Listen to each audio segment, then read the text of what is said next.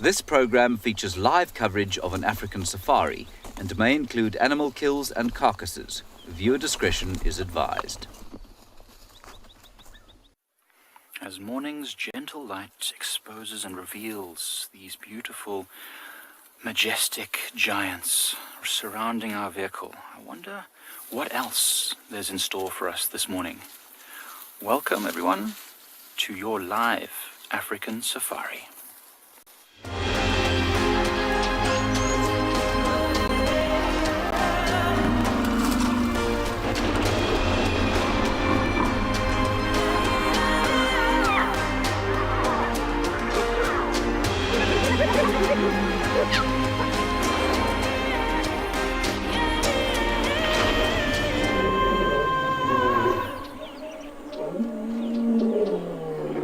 So we do have a beautiful herd of elephants here with youngsters and mamas, maybe even some papas in the distance.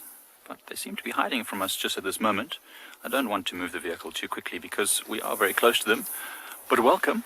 My name is Michael Anderson. Behind the camera is Gert, as always, and we are here at Prideland's Eco Training, watching these elephants as they wake up this morning. It's actually amazing to watch them. They're eating very slowly and gently. Really, it does seem like a breakfast meal. And we came out here because we heard all the branches cracking, and we found them not far from where they were last night. I wonder if Kumo is also part of this group. We know there's quite a few elephants here, and we'll try and see if we can reverse back and get a slightly better look for us.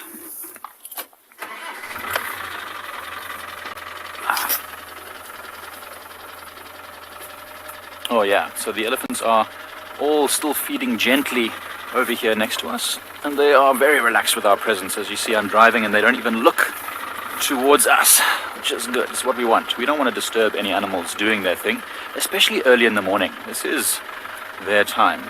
You just let me know, Gert, if that's okay. Alright. So there you can see the whole family of elephants over here. The one closest to us here is a female. She's the largest female here, and she definitely looks like she's lactating. So she's probably one of these youngsters around here is one of hers. But you can see there's a little bit of a wetness just behind her eye there. I don't know if you can notice that. That's called a temporal gland, and that's usually got lots of fluid when they're going through some sort of excitement or maybe even stress. And we know it's a very dry time of year. Perhaps she's very thirsty.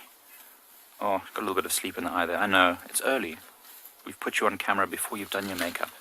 Well, do you know what? I think you're beautiful nonetheless. Look at those very soft eyes. Beautiful eyelashes as well. Look, you can see all the thorny sticks around here. So she's got those long eyelashes to protect herself as she pushes these trees and branches. Oh, and you can hear her pushing some right now as she reaches that trunk down amongst these fallen branches in order to pluck these green leaves. Amazing to watch them up close like this. Something we can do when we're nice and quiet and calm. Oh, she's going to walk right next to us. She's actually quite a big female. You can just see the tinges of red on her skin, just behind the ears and on her forehead as well. We saw as we drove out this morning lots of places where it looked like the elephants had dust bathed. So maybe throwing a bit of dust on their skin. Maybe there was a few biting insects fluttering around this morning. She's like, oh, she looks like she's really enjoying those. Look at that smiley mouth. Laura, I think it is going to be a great drive. We are starting with elephants, which are, firm favorites of most people. So yeah, I wonder what else this morning has in store for us. Look at this little one. It looks like it's happy. You can see looks like it's got a little smile, a little smirk on its lips. It's always good starting with elephants. It really puts you in a nice, calm mood. Especially elephants like this. Just seem like they're really accepting us, especially when they've got babies like this. For them to come so close to us like this really shows that they are allowing us into their life. Well, we're going to enjoy these elephants and see what they do over the next little while. I think they might go and drink soon. We're going to send you over in the meantime to Barney with the jackal. Good morning, everyone. Welcome to And Beyond Ngala. It's a beautiful morning, a little bit chilly. We have just spotted a black-backed jackal that has quickly run across the road. And looks like she's quite heavily pregnant. We can only see her now as she trots along and move away from us. It does look like she's also got a full belly, not only from the pregnancy. She might have been successful overnight. These black-backed jackals are normally in pairs, and we don't see the other mate at this moment in time, but there's a chance that it's somewhere in these beautiful open areas right where we are. So we are gonna go right into the central part of the reserve, see if the pride of lions that have visited our neighbors yesterday morning has come back, and see if we can track them down and see what we can find this morning.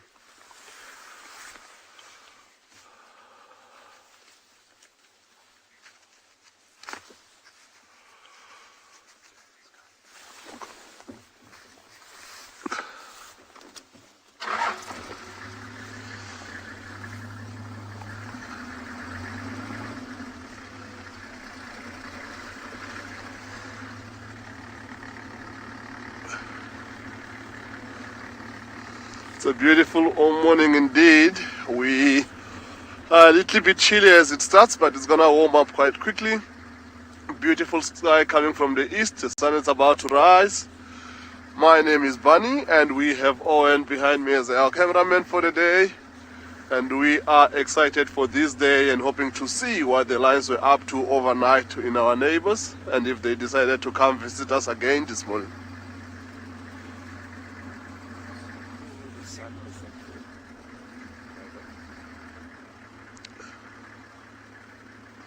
So we will send you over to Steve to go also say good morning, and we'll take it from there.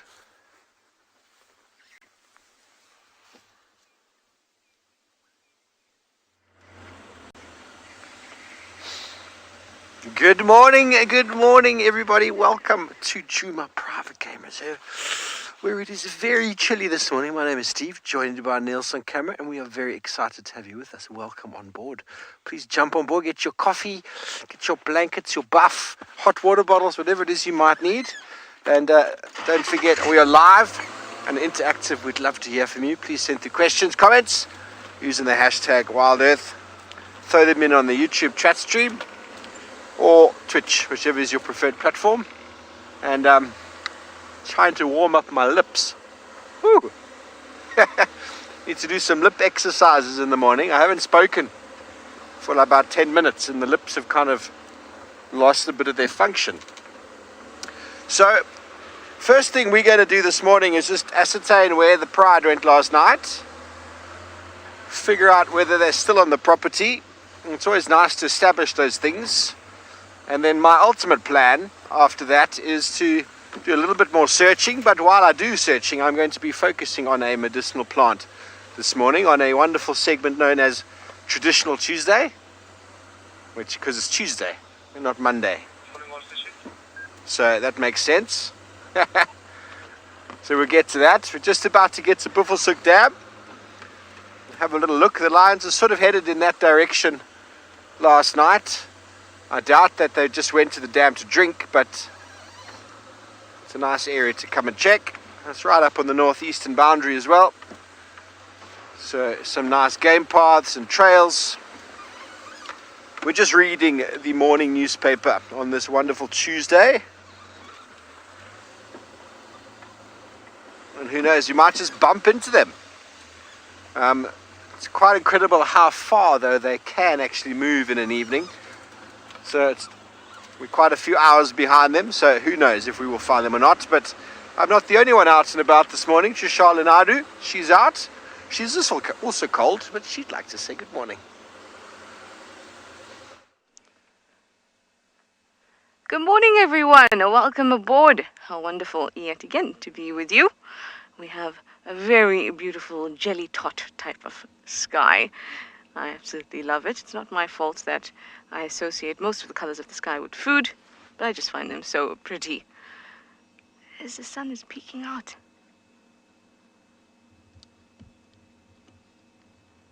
Just gorgeous. Now It's chilly out here at Djuma, 10 degrees Celsius, 50 degrees Fahrenheit. I know that Steve is busy tracking, trying to find the Inkahumas. And I'm hoping for a bit of leopard luck.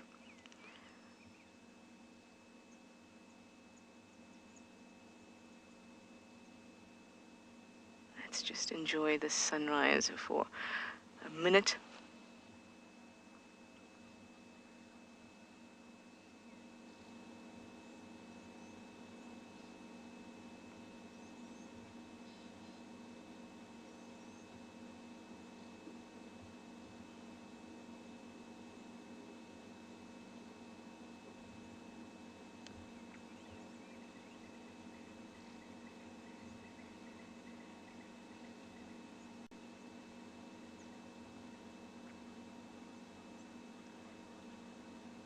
Yeah, some of the birds are starting to get a bit noisy. The morning chorus has begun.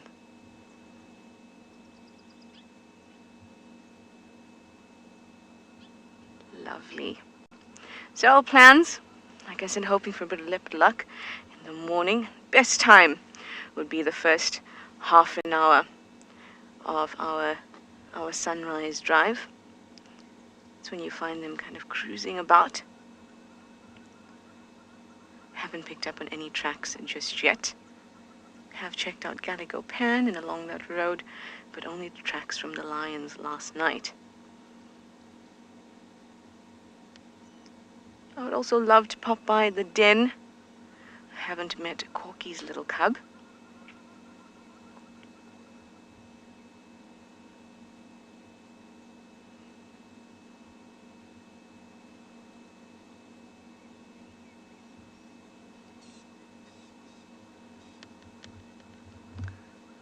Linda Poley, you say, here comes the sun. Here it comes indeed, to warm us up. What an appreciation the entire planet has for this gorgeous ball of fire.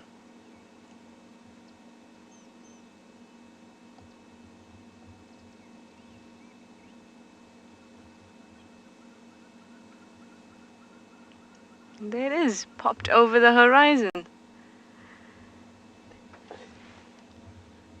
Just stunning. Wonderful. All right, well, my name is Trishala with BK on camera, and I'm going to send you over to Damon and see what his plans are for the morning.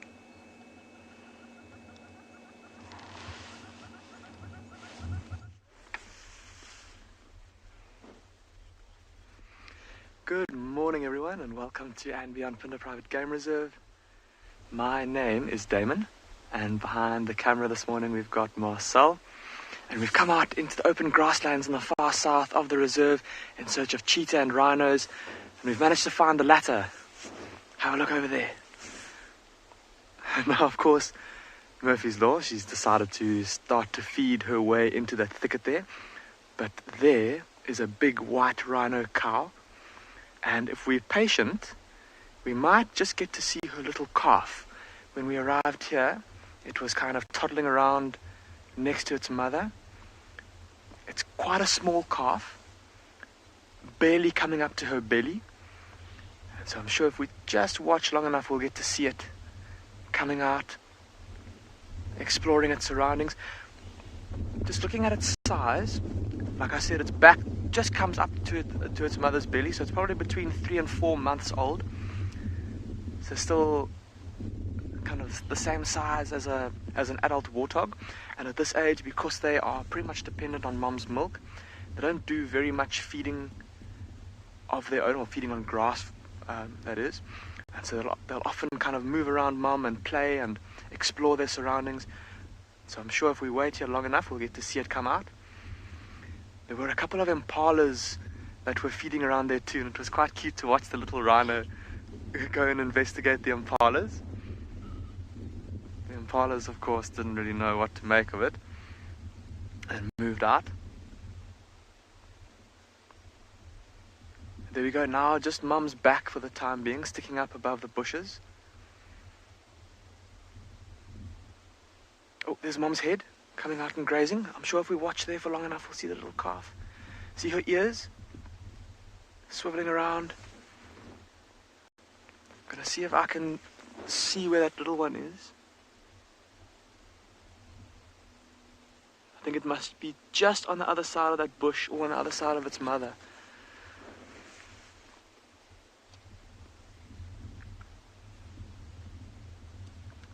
But see that big thicket up there? So I wouldn't be surprised if last night and in the early hours of the morning, with it being so chilly, if this mother rhino didn't take her little one into that thicket to try and keep it sheltered from this chilly wind that's blowing. And they would have huddled up there together and slept for the night.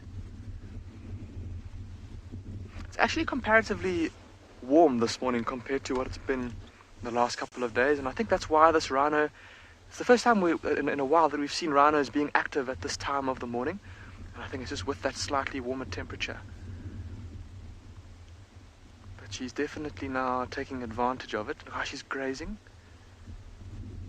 Every now and then just stopping to lift her head. Megan, you're saying that you love those ears. They are amazing to watch, eh? How they swivel around independently of each other, almost like a chameleon's eyes, if you will. And also, just speaking about those ears, let's have a look now. Next time that she lifts her head, oh, mind you, we can see it pretty well from here. But Megan, look at how big those ears are compared to, if you look carefully just at the bottom of where her head is meeting the grass, you might be able to see her eyes. How big her ears are compared to her eyes. It just shows you which of her senses are kind of more important to her. And there's her massive body coming through there.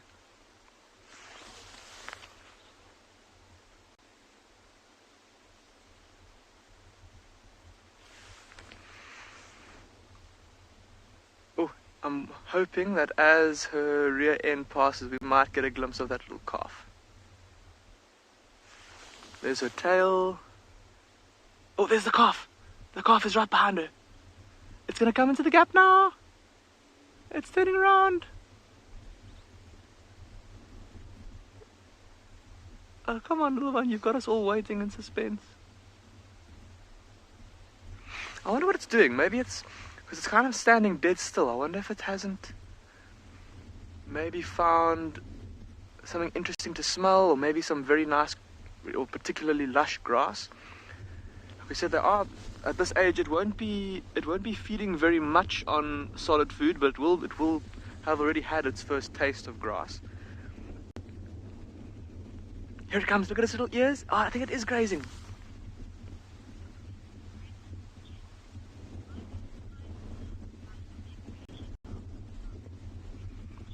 Here it comes. Oh, look at that little baby.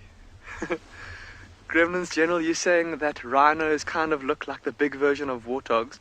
And Gremlins General, just because you've said that, I've got a very funny story to tell you. So, a couple of weeks ago, or quite a while ago, we were out doing some walking training, and the ranger that was attempting this walk where we try to approach large animals like rhinos or elephants or buffalo on foot to view them. And our objective is always to make sure that the animal never knows that we are there, and to view the animal and then to get away again without the animal once again realizing that we're there. And this particular ranger, he had spotted some rhinos off in the distance, and the objective was to try and approach the rhinos on foot, but of course we couldn't see them from where we'd started our walk. And so we started to pick our way along a game trail through the thick bush, and we came around a corner, and suddenly I saw a bit of movement at the back of our group, and I turned around and I could see that the people at the back of the group had spotted something, and they had gotten the attention of the assessor on the walk, and they were busy pointing at something. And then we all looked where they were pointing, and we all noticed this very small rhino calf that was standing maybe about 50 meters away from us. And now, as a rule of thumb, we normally don't try to approach rhinos with small calves on foot, just because those calves are very inquisitive. Like I said, they don't feed, or they don't eat grass very much. They get most of the nutrition from suckling from mum, and so that leaves them with a lot of free time to explore. And so if you were to be sitting there trying to watch them, they might come out, accidentally find you, squeal, and then mum might be quite. Will then come to the defense of her calf. So we don't walk rhinos with small calves. Anyway, so we all had seen this little rhino, but the ranger that was attempting to lead the walk hadn't.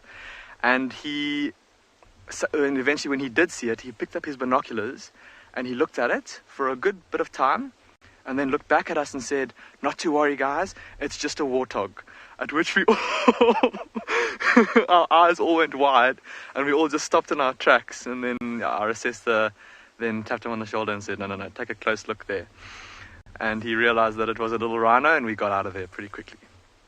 But Gremlins General, sorry, that little comment reminded me of that. I hope that ranger in question is listening. We're going to try, I think, just because she's gone up into that thicket there, we're going to try maybe get a slightly different angle. And we're going to try get a different angle and try get another view of this rhino. In the meantime, though, let's go and have a look at what Mike has got for you.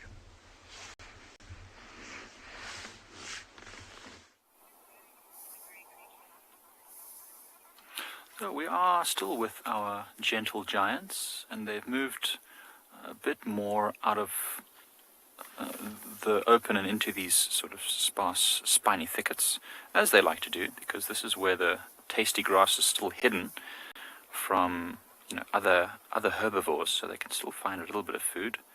But it's wonderful just to watch them. They're still so calm, still in breakfast mode. I know until I've had my breakfast and my coffee, I'm not really doing too much activity. So these elephants are much the same, just calm and relaxing. You can really see how she uses her trunk. She pulls and pushes her head down, plucks out the grass and the roots. And you can see those tusks well worn from years and years of digging and scraping and collecting bark. Hey there. Slowly moving her ears, listening, always listening around. She's got a whole family with her, babies and everything. So she needs to keep always an ear out. I know they're not threatened by many predators, but the youngsters, as you're going to see now, are still quite small. And so if there was a lion pride around here, Mum would have to be vigilant and careful, making sure that they're not threatened by anything. What we've seen before is sometimes lions are sleeping in thickets not far from elephants, and maybe the wind is not quite right and they don't see them. And one elephant just wanders up and surprises them. Of course, lions almost always move out the way for elephants, but gives everyone a huge fright. The lions don't like it, the elephants get a fright. It's all very funny. And this one, small elephant, but with rather large tusks for such a youngster.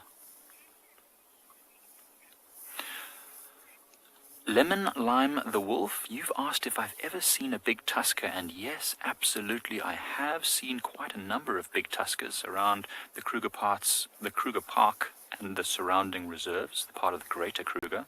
In fact, here at Pridelands, there is one legendary elephant called Isilwini, who is one of the newer tuskers of this part of the Kruger. Hopefully we'll get to see him in the next little while. I don't know if he's around at the moment. We haven't seen him for a while, but he is absolutely magnificent. His tusks are incredibly long. I think if he just dipped his head down slightly, his tusks could be able to touch the ground. That's how big they are. And tuskers are, generally elephants that have tusks that are magnificent in size. I'm not sure the exact weight that makes a tusker, but probably more than 50 kilograms each kind of size. Very, very massive tusks. And there's a wonderful museum. If you ever get a chance to come to the Kruger National Park in a rest camp called Letaba, it chronicles the lives of 7 elephants that were named the Magnificent 7, and they had massive tusks. I don't know if many of the Magnificent 7 are still around with us today, but they left a legacy of youngsters who are going to have huge tusks. So that one that's just on the left there, just behind the smaller one, the small one has no tusks at all, so it's very young, probably less than 3 years old. But the one behind it is not much larger, but already its little tusks are quite long. So it's probably got some tusker genes in it somewhere. Maybe it'll grow to be a tusker. I don't know if it's a male or a female. I didn't actually look carefully, but if it is a male, it will probably grow quite large. It's all to do with the genetics.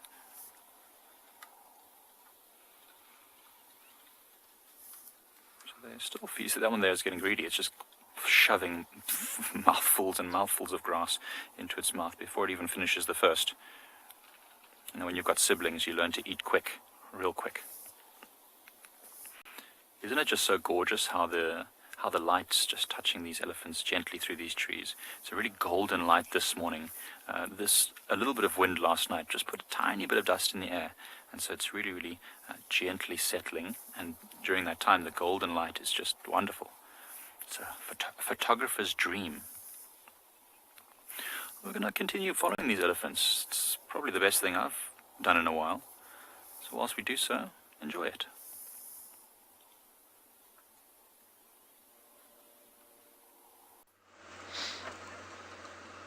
Thanks, Mike. Wonderful to see large elephants, isn't it? We don't get to see too many of them here on Djuma. Big tuskers. Okay, so just to give you an update, we are apparently where the lions were left last night.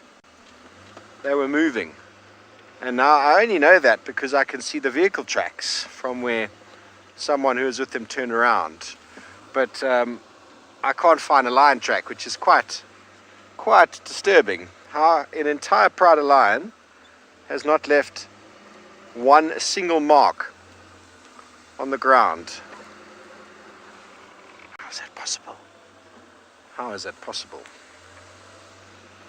So it's very hard for me to figure out a direction to check if they don't pop out or they don't show a foot on the ground. There we go.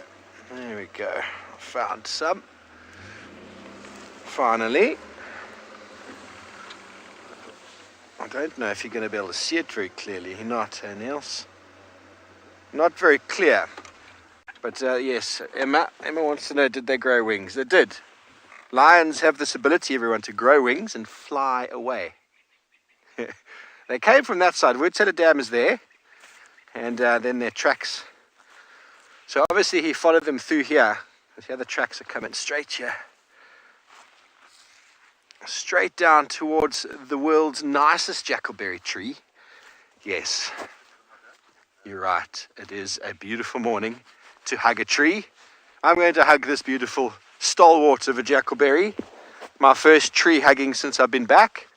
So bear with me. It was a wonderful thing to do. At the same time, I'm sort of checking to see where the lions have gone, but we're hours behind them. Tracks head in that direction.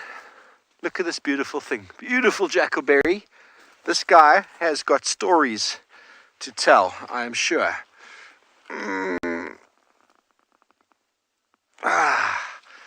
When last did you give a tree a little squeeze, everybody? When last did you give a tree a squeeze? This beautiful tree has often got giant eagle owls in it. Often this area is a great place for Tlalamba, Tingana, Tandi. I'm waiting one day to find one of them in this wonderful tree. Okay, so those tracks have come across here. We've gone around that way, saw nothing come out, which means that it could be inside. So let's go have another look. Always nice to just double check. Nice to get off the vehicle as well and stretch the legs a bit. Lips are slowly starting to defrost. It's one of the colder mornings today. Okay, so they walked through the block there from the dam, and that's the general direction. So it's directly sort of southeast. So I didn't check Hyena Road because Hyena Road is not the nicest road to track on. But we'll go and have a look anyway. Okay, well, while we get around the corner, go see where the lions might have popped out at. Trishala, I think, is trying to be rather funny.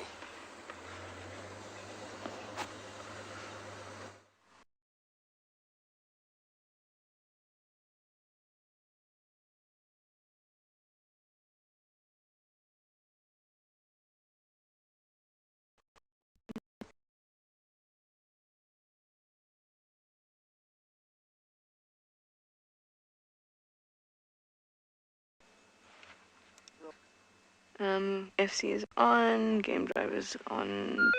Here we go. Cut towards that big jackalberry into the drainage. I checked what was a cab and Nyalo North potential that hadn't come out. So I'm going to check Hyena Road to I haven't seen that side. Something. There should.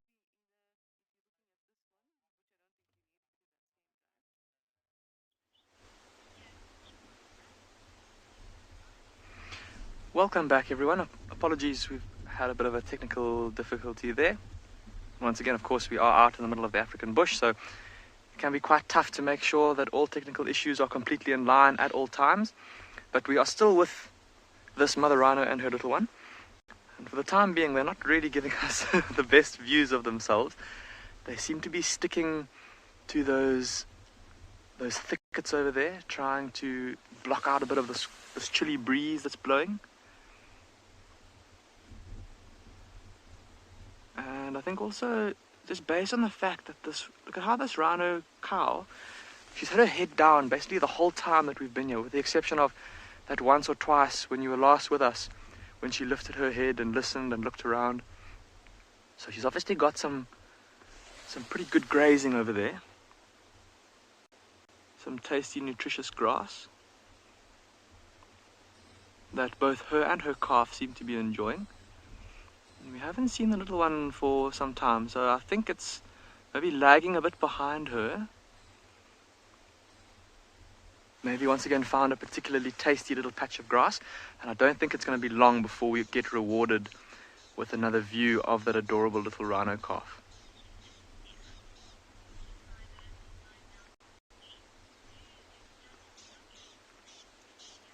Alicia, you're asking if rhinos lie down when they sleep or if they stand up like elephants often do. Alicia, they'll lie down. A little bit like I suppose somewhat similar to how a cow lies down. So they won't lie down directly on their tummies. They'll lie down kind of on their side, if you will. If you can imagine an animal with such a big round belly. But yeah, so their legs will be kind of out in front of them, and they'll be kind of propped up on that big round side of theirs, but their head will be resting on the ground. And Alicia, it's one of my absolute favorite things to watch rhinos sleeping, especially when they're sleeping in very dusty places, because whenever they breathe out, those lungs are so big, all the air gets forced out to their nostrils and it makes this big plume of dust in front of them. It's absolutely amazing to watch. So no sign of that little one just yet, but I think that it's not going to be long before we do get another little view of it. It's going to be quite funny though, because look at how long that grass is. I don't even think its back is going to be able to... In fact, everyone, I don't even think we're going to be able to see it. That grass, the grass is too long. Because remember we said that its back kind of came up to just above where its mother's belly hangs down to. And looking at that grass, the grass comes up quite far up the mother's belly. So I don't know if we are going to get another view while it is in that long grass. But we can certainly enjoy being able to see the mother. Well, as I say that, she goes behind a bush. Murphy's Law. Now, where she's going, I don't know if we are going to be able to get another view of her, everyone. So I think we might move out of this area for now. And I'm quite keen this morning to go and look for some cheetah. And with us being in this particular part of the reserve, there's quite a few different cheetah that we can go and search for. There is that mother with the two smaller cubs. Those of you that were watching a couple of days ago, we spent some time with her and her two little ones when they were climbing that fallen over marula tree. So we can go and try and look for them. There's also very exciting news in that the mother with the three very small cubs has been seen. I don't know if you remember that from where Clive and Jared showed them to you a couple of weeks ago. So they've also been seen quite recently, so we can go and try and look for them. And then there's also a pair of relatively young males that are starting to establish a territory for themselves. And that's another option for us to go look for. But they've all been pretty much in this area around us. So hopefully we'll be able to find at least one of those three groups of cheetah. I've just been listening and I've heard some alarm calls coming from the hillside just behind my back here. There's quite a few impalas up there. So it could be that they've seen a cheetah and that they're alarm calling at it. So we're going to head in that direction and go see what those impala are alarm calling at. In the meantime though, let's go see what the elephants are up to with Mike.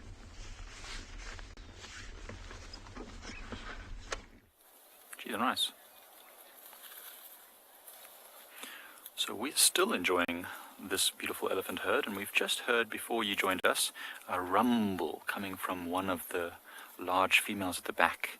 And that's maybe an indication that they are going to do something different soon. Maybe she's saying to them, okay, finish up your last little bit before we move on to a new area, which would be interesting because our dam close to the eco-training camp in Ndlovu Dam is very, very close. So maybe they'll go and drink there. Oh, I was just wondering, earlier we were talking about tuskers. I was just looking up what was the biggest elephant ever seen. Yeah, 11 tons, an elephant in Angola, which is very, very interesting because 11 tons is far heavier than most elephants are nowadays. And in Africa there are about 30 big tuskers left in total. That includes the ones in South Africa and East Africa and anywhere in between. I was wondering, have any of you at home seen a tusker before on any of your African safaris you've been on? Anyone ever seen a tusker on a safari? And if you have, we'd love to know about it. I haven't seen too many tuskers. I've seen Isolwini, and I've seen another elephant, although I didn't know its name at the time, in the Kruger Park. Also a huge, huge elephant bull with huge tusks. None of these have huge tusks, but most of these are youngsters, young males and females, and mothers, of course. And the female elephants never get tusks quite as big because they're not fighting over the dominance of females. They're just doing their thing, looking after the youngsters. And of course, tusks are important weapons, but you don't need huge tusks to defend against a lion if your baby's in danger. Your huge size is probably just enough. And as a tool, again, if it's too large, it's just going to be cumbersome. Sometimes those really huge elephants, you really see them struggling with their tusks, bumping into them. Well, not really struggling, but it must be something they have to think about quite a lot. My light is still so soft. Actually, I feel it on my skin, just nice and warm. It was not so cold last night as it has been previously, but still cold enough that these elephants are still really enjoying the sun on their skin, I'm sure. Being large animals, it takes a while for them to warm up if they do get cold. So many of them, so calm.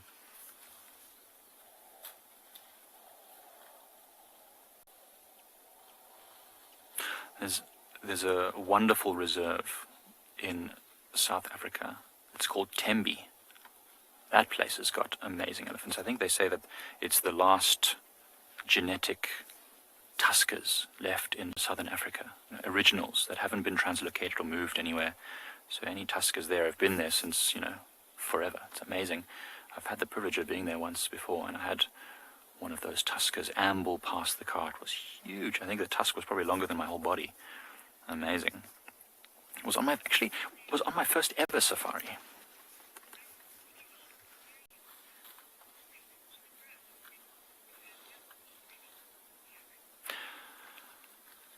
Karen, I think it was Karen, maybe Taryn.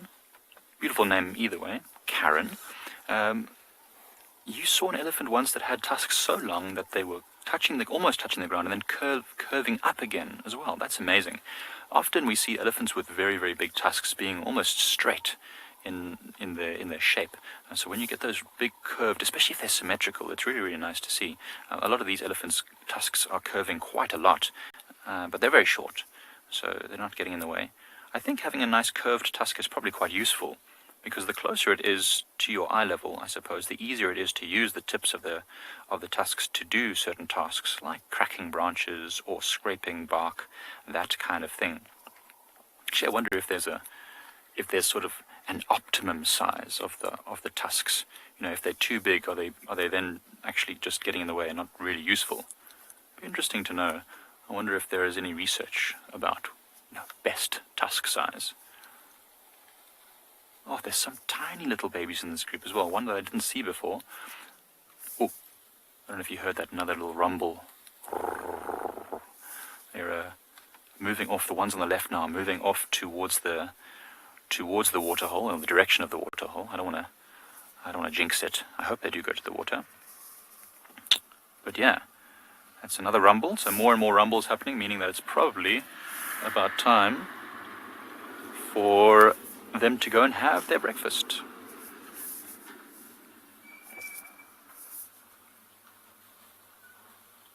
I wonder. There's the small one just there.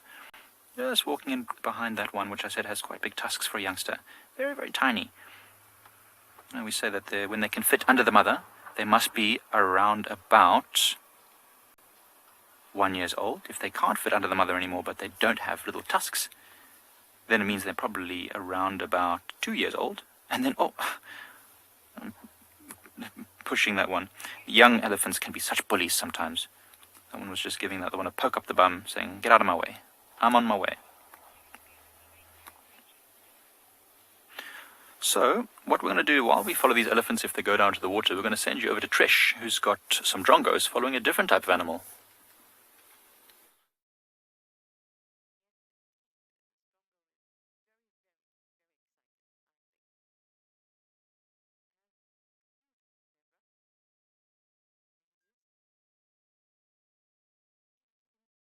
Deb, that drongo will be having a feast.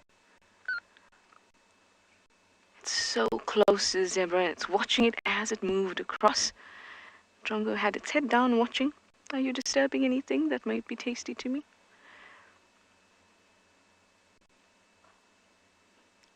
Of course, we've got some oxpeckers on the zebra as well.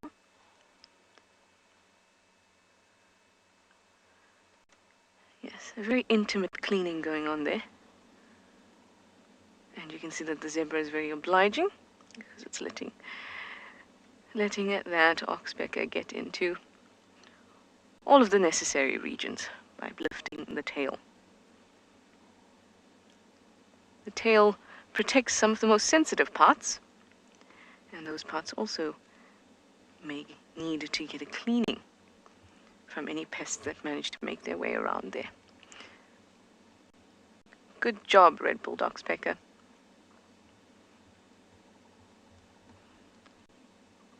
Our drongo still in position, waiting for the insects to be disturbed. And these beautiful zebra. And a really nice open section of the reserve. We're here on Zoe's Road.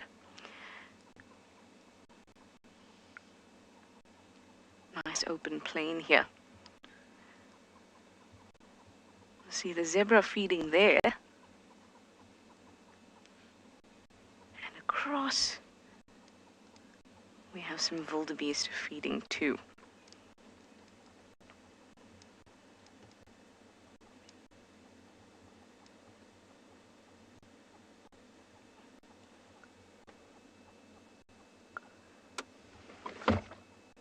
Just lovely to watch all these animals feeding together and benefiting from each other's movements. Lovely. All right, well, it seems that Damon has finally found what he's been looking for. So let's go see.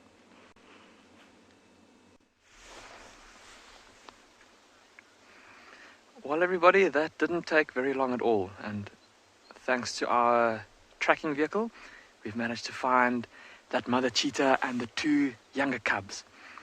And have a look at the scene behind them. This is almost surreal. I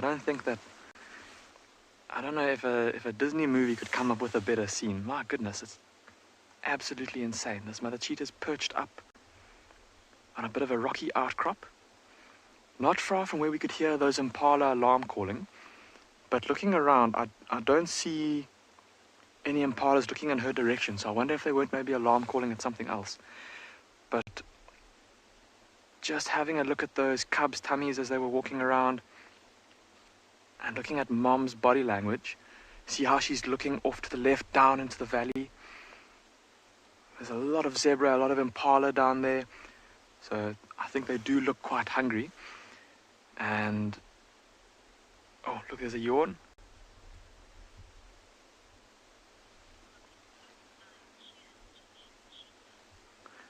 Butterfly, you're saying cheers to these cheetah. Butterfly, I definitely agree with you. I think that even though, like I said, there were quite a few different cheetah we could go and look for in this area this morning, I'm very relieved that we've managed to find at least one of the groups that I said that we might be able to find this morning. And cheers to them for being up on such a beautiful lookout. I hope that all of you are getting some wonderful screenshots silhouetted against the rising sun behind her there. And what a spot. Remember we said with that white rhino and her calf, how she was taking her little ones, or her little one rather, into the thickets to keep it warm and safe from the cold. I think that's what this mother cheetah is doing here too. See this open hillside, kind of sheltered from the wind, because it's coming from over the back of the vehicle currently. So she'll be sheltered there, but also with the kind of the slope of the hill facing towards the east, she'll be able to warm up nicely in the sun. And then also, like we said, scan down the hill, looking for an impala to catch maybe.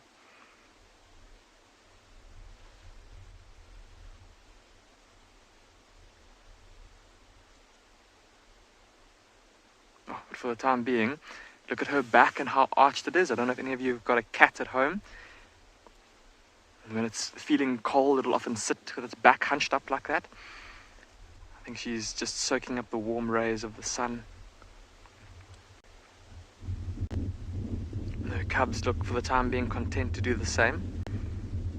Look at how they're sticking quite close to their mother.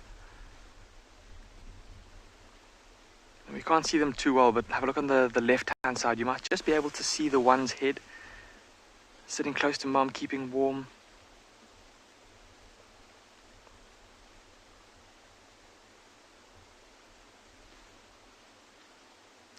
This is just surreal, everybody, this scene.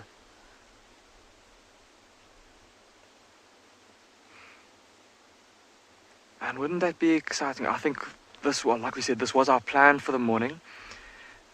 So, Emma's saying she's waiting for the Lion King soundtrack to start playing. I think it would, I wouldn't want to play it now because it would disturb the cheetah, but if any of you at home have got it handy, maybe, I'd suggest playing it in the background and try it on for size. Maybe send it off to a film production company, see what they think. I don't know. But like I said, this was our plan for this morning, was to try and find these cheetah. And I'm very excited now. So seeing that her tummy is empty, or at least her cubs' tummies are empty, that means there's a good chance that her tummy will be empty, because a mother cheetah like this will normally let her cubs feed first on a kill that she makes. So if their tummies are empty, there's a good chance that her tummy is pretty empty. And that being said, a good chance therefore that a little bit later on, once she's warm, that she might try to hunt. And I've just seen some impala, everybody. Some impala have just come over the rise in front of us. At the time, or currently, there's not very much cover where those impala are, so it will be quite a tough stalk for her. So I think she's just going to bide her time. And we'll see maybe if a little bit later she does try to... Well, there's our answer, For now, it's more important to try and keep warm.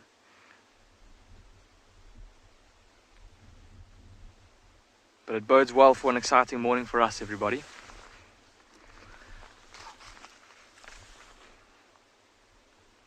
Look at how that female cheetah, look at how her ears are pricked forward.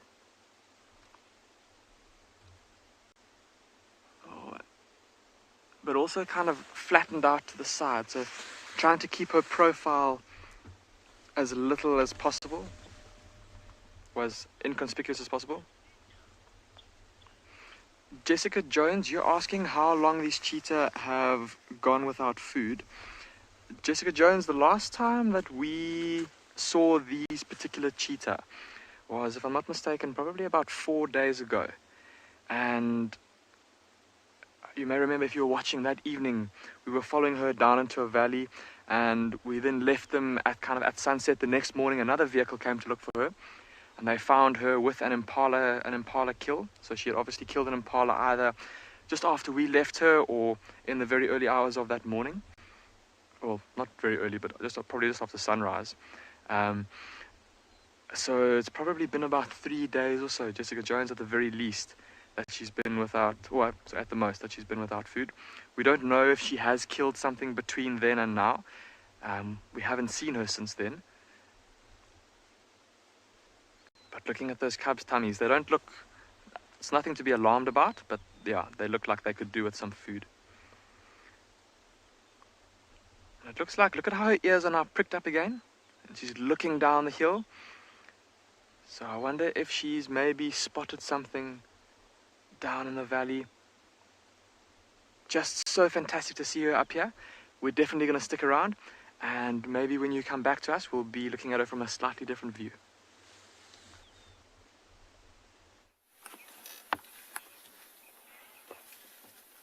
So our beautiful morning scene is still unfolding for us. What I suppose might be the matriarch, or at least one of the older females, did rumble a few times, and they moved on a little ways, but they've stopped underneath this large knobthorn close to these green bushes, and they're feeding again. Perhaps she was just telling the furthest members of the group to catch up, rather than saying we're leaving now. Because remember, they can communicate over huge distances. Some say over 15 kilometers on a cool, still morning. That the sound can travel. Those low infrasound waves, those low rumbles. Most of them we can't even hear, so that which we were hearing wasn't as far distance. But just, they've stopped underneath these trees and they're just feeding on some of the bushes. Watching them use the dexterous trunks and the tusks in unison to crack them. Today's a tusk morning. I keep looking at the tusks and just watching how they use them. Using them to snap the branches, and also as they curl up the grass sometimes to store it. Just they hook it sometimes just between the lip and the tusk. It's very funny. If you've ever seen something like a chipmunk or a squirrel stuffing nuts into its cheek pouches, it's almost the same with an elephant, except they don't have cheek pouches. They've just got these tusks that they just stuff the food under, and they just hold it there for a while as they collect more. It's very interesting to watch. If you look closely at the grey bodies, you can see lots of scratches all over them, but it's not really deep scratches. They're just light scratches, especially on the ears. Scratches from all the bushes that they push past. Remember, in most cases, elephant's skin is very thick, but they're quite sensitive. You almost never ever see an oxpecker sitting on the back of an elephant, whereas you see them often sitting on the backs of, rhinos and buffaloes and even impalas. Elephants, although their skin is thick, they're very, very sensitive, so they do not really like at all to have those sharp little claws on the feet of oxpeckers and other birds sitting on them. Not always. I have seen large birds sitting on them. Liz, you're wondering if rhino and elephant skin is similar in thickness? I suppose in some places, yes. In some parts of the body, sure. It's probably quite similar. But I know that rhino's skin is tougher and thicker because they need to protect themselves, especially the male rhinos. You'll see the skin, especially around their shoulders and neck, can sometimes be 2 inches, 5 centimeters thick. Yeah, just over 2 inches thick. So that is very, very thick, leathery hide to protect it when they fight head on, pushing each other with those horns. Many rhinos actually get killed in fights with other rhinos because of those sharp horns. But elephants tend not to kill each other when they're fighting. Generally speaking, elephants know who's bigger and stronger, and the fights don't last that long. Not always the case, of course. And sometimes they can get quite aggressive, and they can kill each other as well. But rhino skin is, I think, generally speaking, thicker than the skin of an elephant. Some parts of the rhino, like behind the ears, under the groin, under the shoulder, so like the armpits, I suppose, which you'd call, are very, very soft and sensitive. I've seen many rhinos really targeting those areas when they need to have a good old scratch, because of course it feels nice for them. That's where all the ticks and things gather, and it feels nice to give those softer areas a good old scratch. Oh, there's old Bubba. Earlier on we saw Bubba trying to suckle. I wonder if Mama is trying to start the process of weaning. It takes a while, a couple of years, maybe up to 3 years before an elephant really gets weaned, although sometimes it can last a lot longer, sometimes not as long. All depends. Amazing, different animals wean at different times. Weaning is when they stop drinking milk and go fully onto solid food. And I remember once, not long ago, I saw lions, and there was about a 3-year-old lion trying to suckle off of a lactating mother with very young cubs, and the mother didn't stop it. It was so weird to see basically a fully grown lion trying to suckle. Oh, got a bit of a fright from the branch. Don't worry, the branch is not going to hurt you. This elephant's so short, the grass is taller than it. That's sweet. It hasn't got that fuzziness, though. It hasn't got the fuzziness that very, very tiny baby. Yeah, that's right. You eat that branch, the one that gave you a fright. You showed her who's boss. More belly rumbles. Perhaps they're going to move again. I see the first elephant, the larger mother, has moved further. So they're getting closer to the dam slowly but surely. I think after this, we're probably going to leave these elephants and let them get close to the dam. And then once they've gotten close to the dam, we'll come back to them. Just want to scout around and see what else is about. Wild Earth relies on support from viewers like you to carry on broadcasting our daily live shows. A small donation goes a long way in helping us on our mission to connect the world with nature. Please visit our support page to see how you can help and become part of the Wild Earth family. Well, we thought the view couldn't get any better, and I think it might have just gotten a little bit better. Look at this, everyone. We're looking up at this mother cheetah and her little ones up on this little rocky outcrop. Look at how they're all huddled together. Almost like a perfect family portrait. Once again, I hope that you're all getting some screenshots. Oh, especially when she looks at us like that. What a magnificent creature. Look at those little cubs, how they've got their chests puffed out. And how their attention is focused down in the valley. Meanwhile, Mom looking down at the valley too, but having to obviously keep an eye on things behind them as well. Just making sure there's nothing behind them that she needs to be concerned about, either prey or potential danger. But like I said, they keep looking down into the valley, and that's what those cubs where their gaze is currently fixed. And just watching these even more impala that have just come out into the valley below us. I think with the sun coming out and the ground, or just the morning warming up, if you will, lots of different animals are starting to come out of their hiding places where they've been keeping warm for the night, and they're starting to feed on the grasslands of the slopes of this little valley. There's impala, there's zebra, there's wildebeest. But it's those impala that this mother cheetah is going to be most interested in. Looking into those herds of zebra and wildebeest, there don't seem to be any youngsters in there. So obviously she'll be wanting to catch something that's a manageable size for her, so something like an impala. Anything bigger, things might become quite risky for her with her small frame. The little one grooming itself.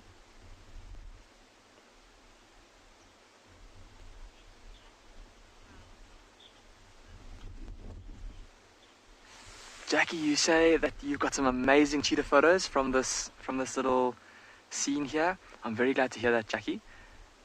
I hope that they'll find a treasured spot amongst your collection of photos.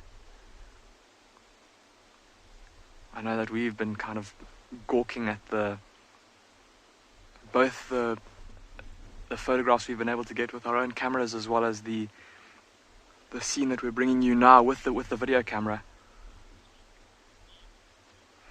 Ooh, so apparently everyone is saying that it's difficult to decide which of the two scenes is more picturesque, the backlit kind of Lion King sunrise, or now the golden light family portrait with the sky as the background. It's impossible, I tell you. Marcel is agreeing also. He's saying it's impossible. He can't decide which one he likes more. Look at how those two cubs are now sitting tight next to each other. Oh, and they're staring down into the valley. They know that Mum, well, they know that obviously those animals are potential food for them. And although they won't yet be able to catch food for themselves, they'll know that, of course, that is what Mom is going to hopefully try and catch for them a little bit later. And hopefully they'll then be able to fill their tummies. But we're going to stick here and see what these cheetah get up to. If they do start to move, if Mom does start to go on the hunt, we'll call you straight back. In the meantime, though, let's go and have a look at some giraffe with Barney at Ngala. Welcome back to NBO Ngala. Can anyone guess who those beautiful legs belong to? So far it has been a cold morning, quiet morning. It looks like majority of these animals are still sleeping in, except our beautiful, lovely giraffe who is standing on the road, looking like he's enjoying the sun as it comes up, with his little helpers crawling all over his face and ears, helping him to groom and get rid of the ticks. Look at how long those eyelashes are. Ooh, that oxpecker looks like it's going straight into his ear.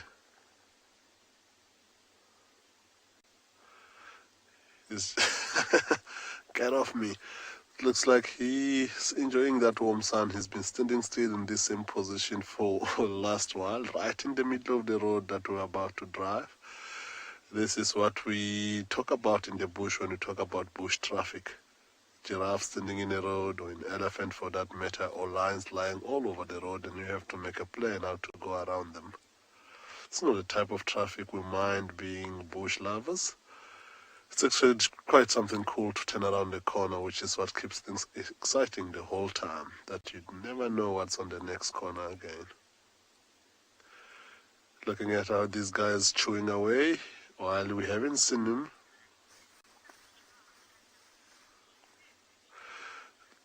Elizabeth, we haven't seen him pick any leaves, so I'm not sure what tree he was feeding on before, but yeah, right now it looks like he's enjoying chewing the cud, which is he's regurgitating the food that he might have stored all the way up through that neck back into his mouth, and it's gonna chew for a bit, swallow back down, which kind of helps him to get as much as he can out of whatever he's taken. So Elizabeth, yeah, he looks like he's enjoying some tasty food right now.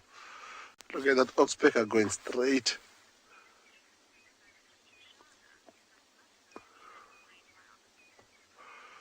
So as these oxpeckers irritate this guy, like you can see on his face, and he keeps on shaking them, we're going to send you to Trishala with some buffaloes, and it sounds like the oxpeckers are doing exactly the same thing to the buffaloes down there.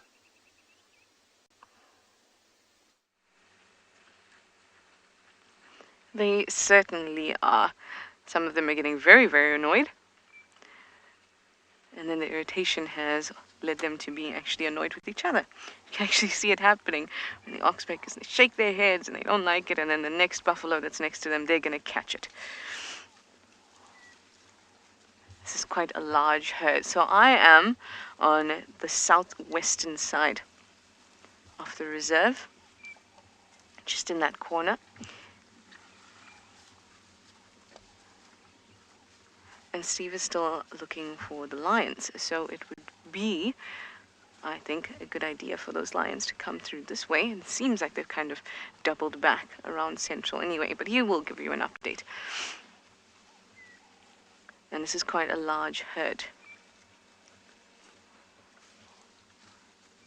I haven't seen any tracks myself for the lions, though. They're also being quite noisy. A lot of infighting going on, or in annoyance, rather. So they're being quite noisy. I'm getting a couple looks now.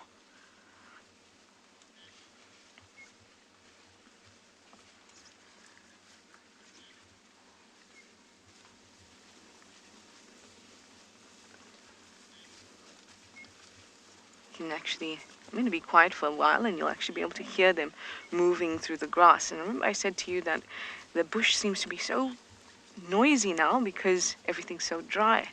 You can hear as animals pass through, almost like little shakers as the grass moves and the leaves move.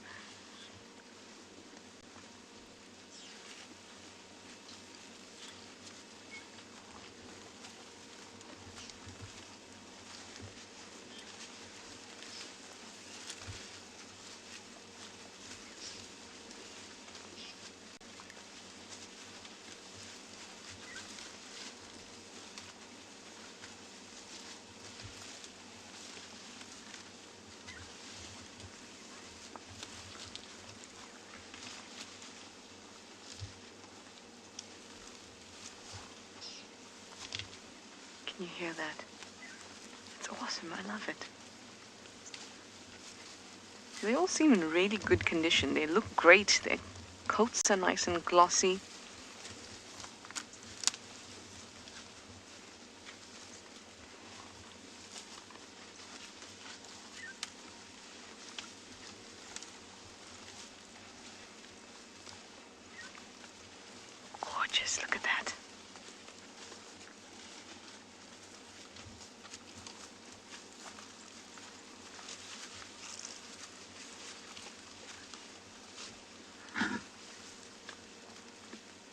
Yes, good morning.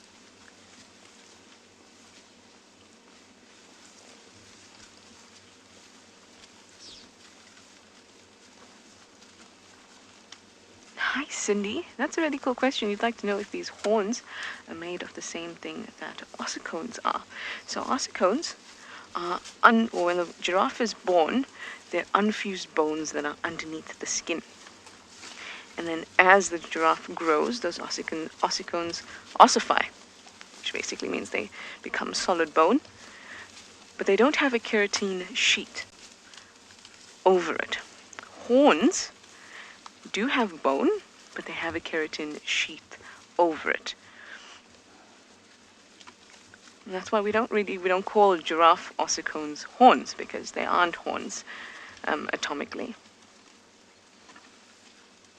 Oh, look at that. Now that's a really, really massive boss. The boss is that central bit that the males will use to fight with each other. Doesn't happen often. Oh, these two almost gave each other a look. Doesn't happen often where they'll actually physically hit each other or knock horns, because most of the time, if animals can sort out their differences without putting their lives in danger, that's what they prefer to do, because survival is number one. But when they do, and those horns hit each other, it's spectacular, absolutely spectacular, and you almost get a headache for the buffalo involved. Some liken it to a car hitting a brick wall at about 50 kilometers per hour.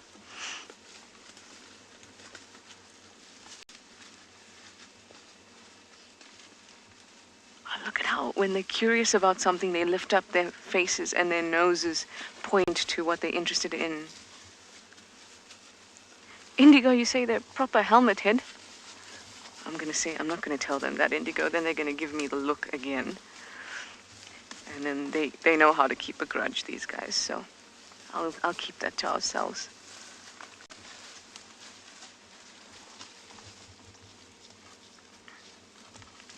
They have an incredible sense of smell, and that's what that lifting of the nose when they see us is. Just curious. Absolutely stunning.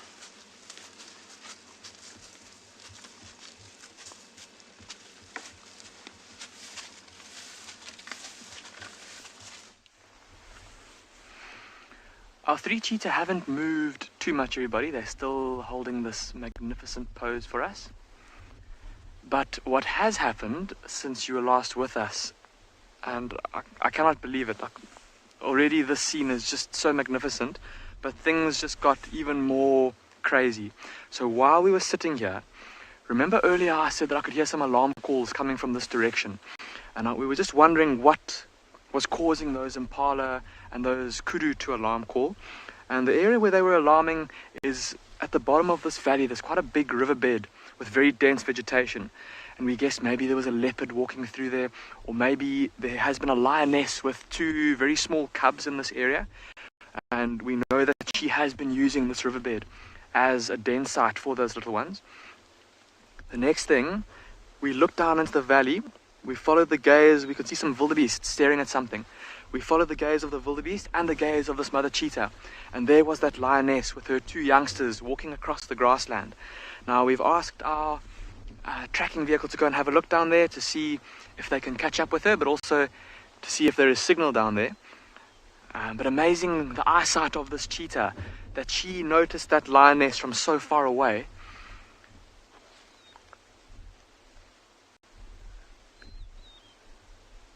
But obviously, with it being so far and with her vantage point up here, obviously deciding that it's nothing to be overly concerned about. And that's why she has stuck to her perch.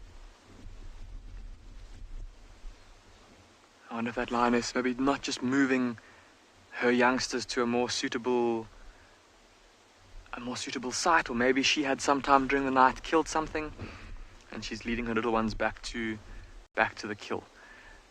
How crazy is that? A mother cheetah with her 2 cubs up on this hill, and directly beneath them a lioness with her 2 cubs. It's been a morning full of babies, everyone. Baby rhinos, baby cheetah.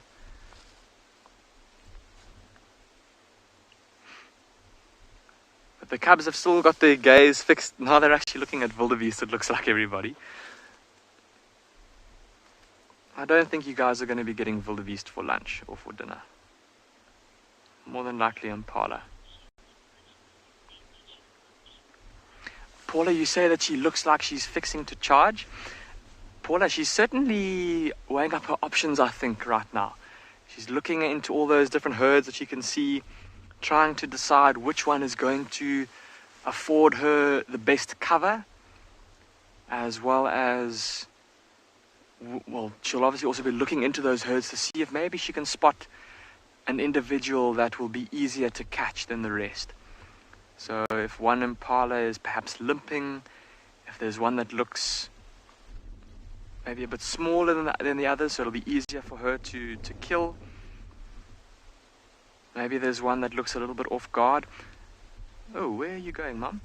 Look how she's now slinking, keeping her body profile low. Look at that, and the cub's following her every move. There she goes. I wonder if she's not going to come down the hill now, everyone. Looping around. She is going to go behind the vehicle, everyone, so we might lose sight of her just for a second, and then I'll try and reposition us. Look how she vanishes into the grass. Not quite leopard crawling, but just keeping herself as low as possible. Okay, we're going to have to turn around. Or maybe just go to the left. Oh, she's going up the hill. Sorry, everybody, just bear with us while we turn around. There she goes up the hill. Off at a trot now.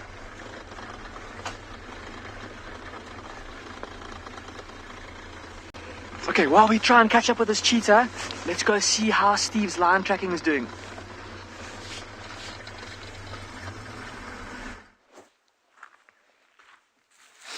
Well, thanks, Damon. We found the tracks of the lions. We found where they've gone all the way up and around and cut all the way down. And they moved in this direction. And the reason why is because of animals that Trishala's got. This very big buffalo over here. Can you see that hoof? Okay, so some buffalo have crossed here. This is not a herd. This is a couple of Duggar boys that have crossed straight over here. Some lone bulls. And lions love to hunt buffalo. It is like their primary food source. I was talking yesterday about the competition that lions have over food when they have an impala, and there's lots of violence, there's lots of aggression, there's not much meat to go around. But when they catch one of these guys, life is good, life is fun, and they can enjoy themselves for a couple of days. Although the last buffalo we saw, the Unkumus killed, they ate it in less than 24 hours, which I thought was next level amazing. So there's just, okay, so there's one here. You can tell that there's one, and he seems to be on his own. So a poor little guy on his own is really in a bad state if he does get caught by lions, because no one's to help him, no one's to protect him. But unfortunately, the tracks have crossed, and it seems as if they've crossed south into Little Gowrie. So we've been using the radio to communicate with other people so as we can maximize our potential. So now what we're going to do is we're going to find you a wonderful plant, which I've been wanting to detail. I'm going to show you where it grows, and then we get into the depths and detail of how important it is out here from an ecological point of view, as well as from some traditional uses. I hope you're all up for that. But what I think we're going to do now, after all that tracking, is we're going to find a nice comfortable spot to stop and have a coffee, defrost the lips. Well, while we're here, we might as well, seeing as the trees just happens to be right here next to us. Can you see the very green one over here? This is the tree I'm going to be doing today, called the African weeping wattle. So here is the weeping wattle, known as the poor man's toilet paper. Nice and green and bushy, isn't it? So we're going to harvest one or two of these. We'll detail a few in a little while, but in the meantime, we're going to go say hello to Dylan.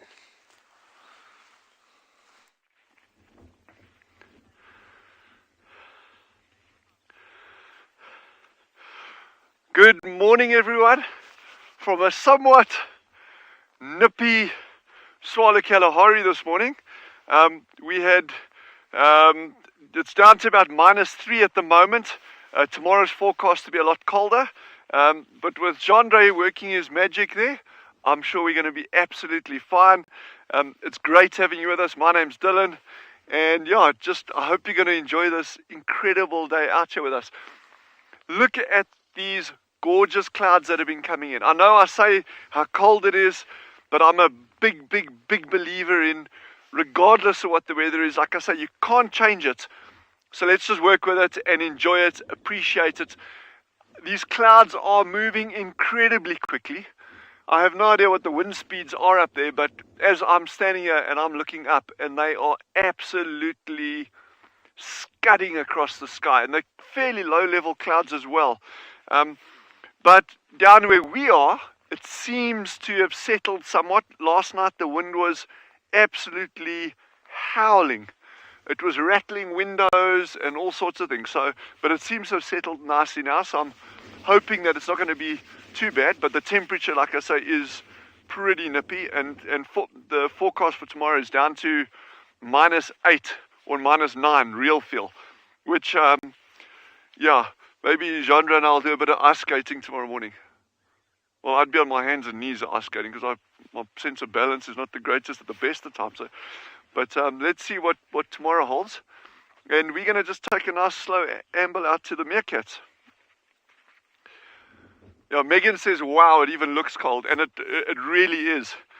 It really is chilly this morning. But it's nice. It's exciting. It's fun. It's good to be out. We've got old Sheldon sitting there at the water. So I was wondering, he was sitting in the water just now, but I think, we know these water bodies actually retain temperature a little bit, so that water won't be, or it shouldn't be, as cold as your external temperature. So I think Sheldon's probably batting on a good wicket there by having when he had his little feet down inside the water there. But we're going to pop up to the meerkats, and hopefully we'll get something going on there this morning. Although I must say, I think these meerkats are going to be somewhat bleak about this weather. But let's have a look.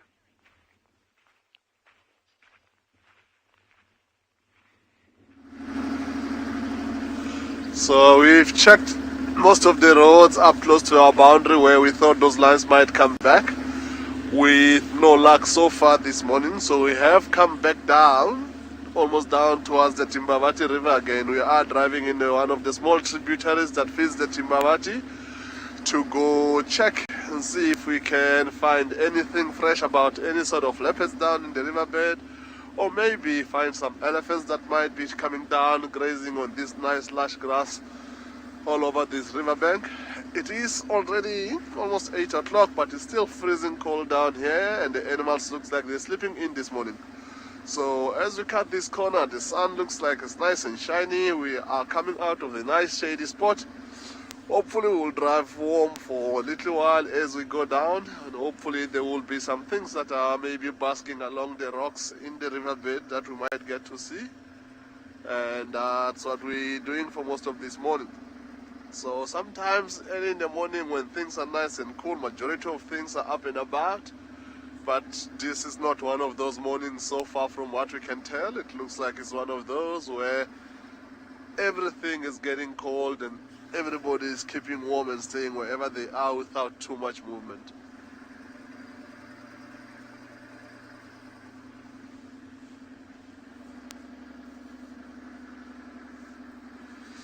It is a beautiful morning indeed, and as you see the sun's coming up, it's starting to warm up slightly, so we're hoping that we're getting warm, so as the animals, wherever they are, that maybe they're gonna start coming out for us and at least have a little bit of a view, but we'll see how that goes.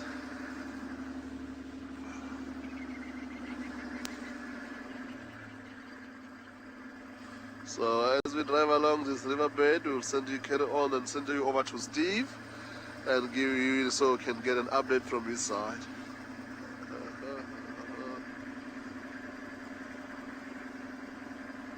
Well, we found a roadblock, everybody. Very exciting though, a nice pile of poo.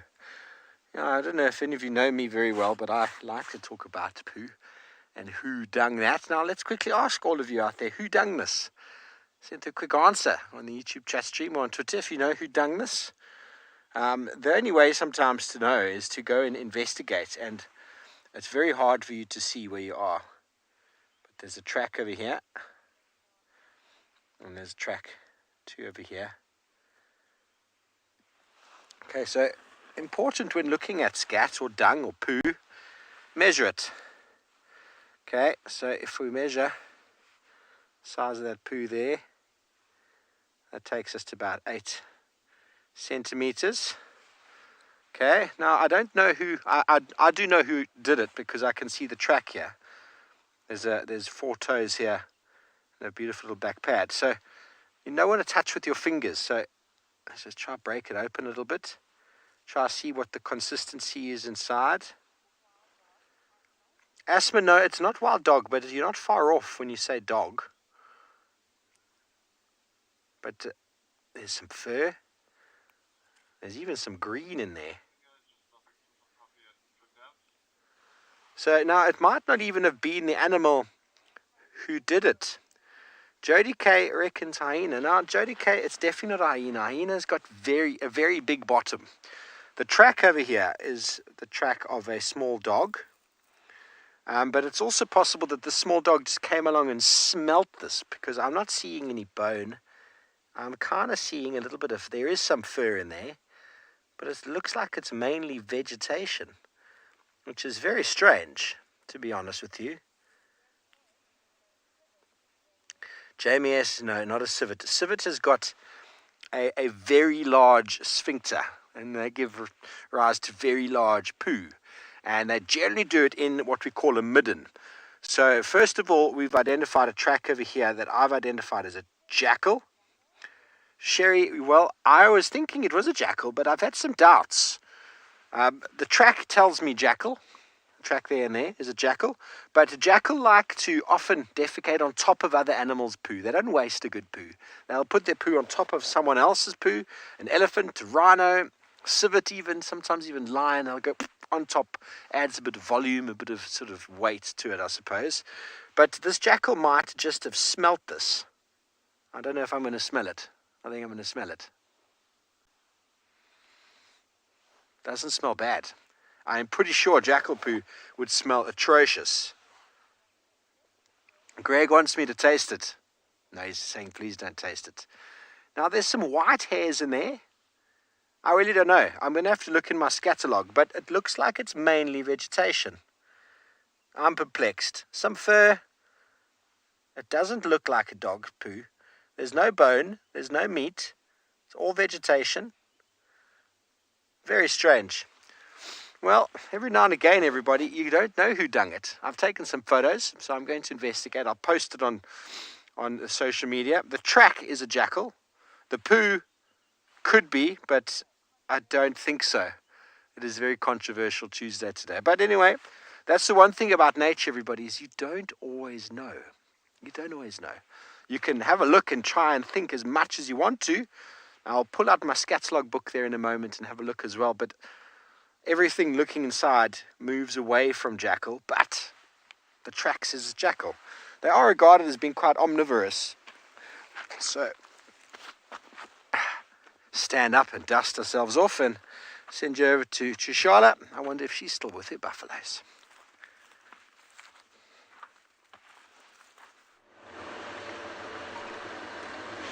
I'm not sure how I feel about that, Link.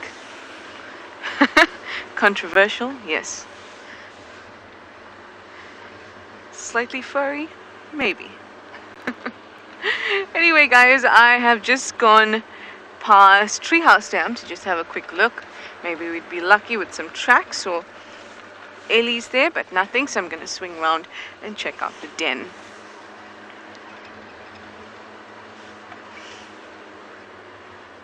I haven't seen a Corky's very tiny bundle of joy just yet, so I'd love to be able to see that little cub.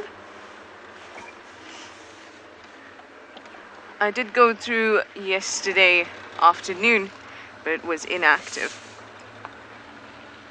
So we'll have a look now. It's nice and warm as well at the moment. It was much more chilly in the morning, so I think that if the cubs are going to be out, or if it is active, this would be a good time.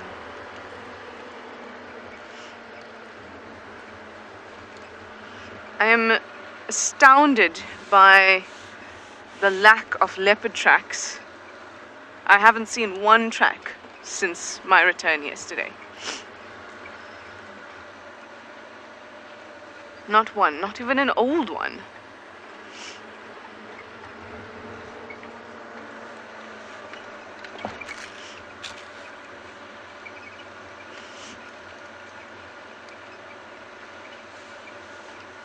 Exactly. I feel like I need my leopard fix. But you know, these things, they come and go, and or rather our frequency of seeing them.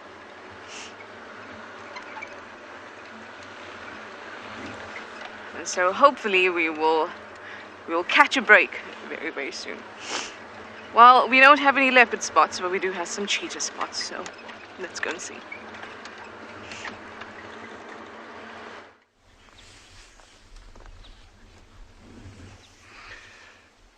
So this mother cheetah, everybody, has been giving us the absolute runaround. You cannot believe how much ground she has covered since you saw us last. We had a hell of a time trying to keep up with her, and then we lost her, and we thought, oh, and then she lies down. How could we lose a cheetah in this? Even though the grass is long, it was an area that we should have been able to find her pretty easily, and then we realized that she wasn't where we thought she was. She was about 400 meters away from where we'd last seen her. Now, I know that it's not the greatest view for the time being. You might just be able to see her head sticking out of the long grass there. So I'm thinking that it might be those, remember we said that you could see that lioness, and it might be that she decided it was too much of a risk to keep her little ones up on that hillside, and she has now moved them away. She ran straight past a big herd of impala, so it's obvious that whatever caused her to move wasn't food related. It was obviously a safety concern for her and her youngsters. She's now settled down in that long grass again. And unfortunately, it has taken her big move has taken her away from the area that most of the herds of impala in this part of Phinda kind of have been congregating in the last few weeks, just because of the food availability. So it might mean that finding a meal for herself and her youngsters today is going to be a bit tougher, with that lioness being where she is. But it's not a compromise. I don't think that there's a compromise to be had there. She needs to obviously put her safety and her cub's safety first. But that being said, there will be other opportunities a little bit away from this area. She goes and moves around a couple of the water holes. There might be the odd impala ram there, maybe a steenbok or a duiker in some of the thicker areas. But my goodness me, the way that she moved, everybody, she covered serious ground. You saw how she was slinking low to the ground, trying to keep herself as inconspicuous as possible, both to the lioness, but also to the surrounding prey species like the zebra and the impala.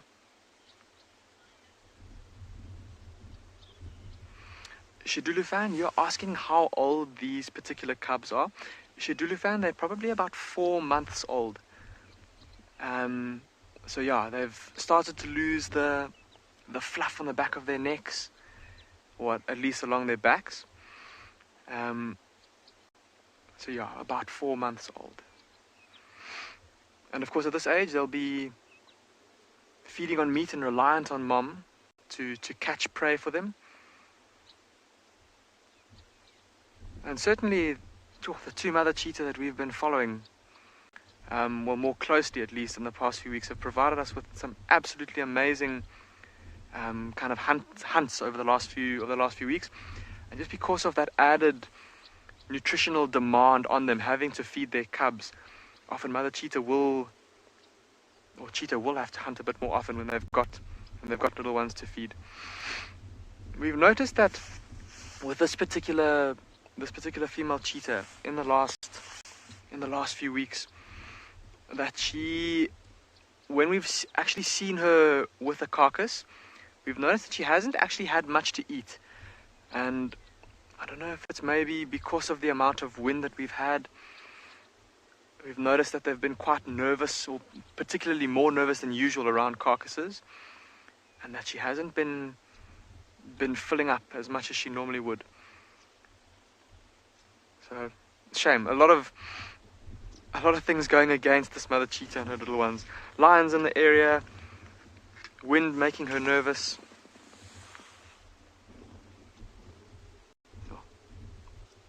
Just see her head now sticking out of that long green grass. And she's still looking back in the direction of where that lioness was.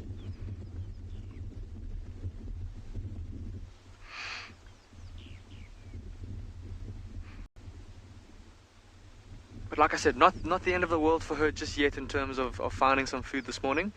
And I think that as the morning goes on, she's probably going to get more and more active in terms of looking for food. She'll know that the later on in the day that it gets, the better her chance, or the less her chance of having an encounter with a lion or a leopard that will be more nocturnal. So I think if we just spend a bit more time with her and we're patient, we might get rewarded. So that's exactly what we're going to do. In the meantime, though, let's go get an update from Mike with his elephants.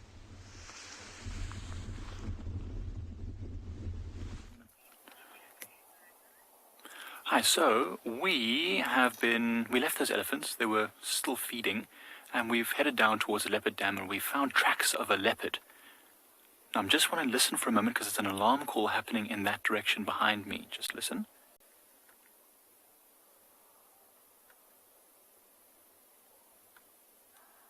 Hear that? That sounds like an alarm call from impalas, and the leopard tracks were on this road. I can't see them now, but I want to just keep moving in that direction. It might be that this leopard is either marking her territory or maybe hunting or something. It's very bright. I don't think she's hunting. But let's keep moving and just see if those tracks come back on the road and we know we're on the right direction. Well, it's always good to follow up on alarm calls of animals because it means that we're going to hopefully find something at the end of that search. It's always tricky with leopards, especially here at Pride Lands. They haven't had a lot of exposure to vehicles, so they are still quite nervous around the vehicle. So we've got to keep our distance and slowly build their confidence in us. It's quite difficult. You're looking around here in this golden grass for that movement. You know, you're looking for a flick of a tail or the head popping up or anything. She's most likely walking down in this drainage line next to us, because that's where she would do her best hunting, from down there where she can't be seen, just popping her head up to look for any prey or listen for any prey, and then going back into the drainage line as she moves along. She was walking along the road, which makes me think that she's probably just patrolling her territory. Female leopards, if it is a female, tracks looked quite small. Female leopards are territorial as well as the males. They'll only be defending it from members of the same sex though, so she'll only really chase away other female leopards if she finds.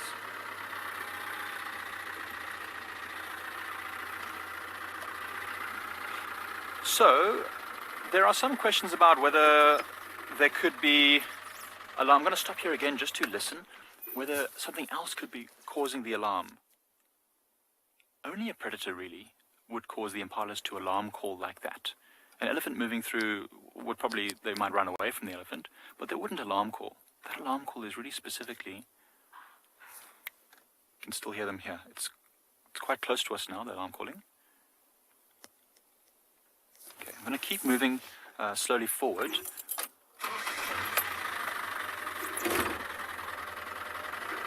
So yes, an elephant would cause the animals to be afraid and run off, but they wouldn't necessarily start alarm calling. Hyenas, maybe.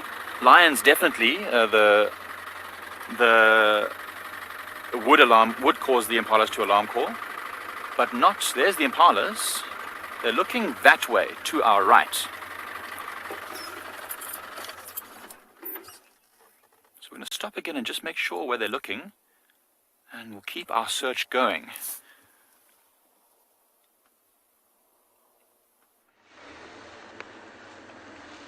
Hey guys, so I've just come past the den, and it is not active at the moment, but there are tracks all around, so they're still using it. It's just not currently very active. There it is. This is not the entrance they use. The one is on this side, but of course there's nobody around, so we're gonna scoot right past. Now while I'm here, I'd like to just give you an update on what's going on with Tswazi.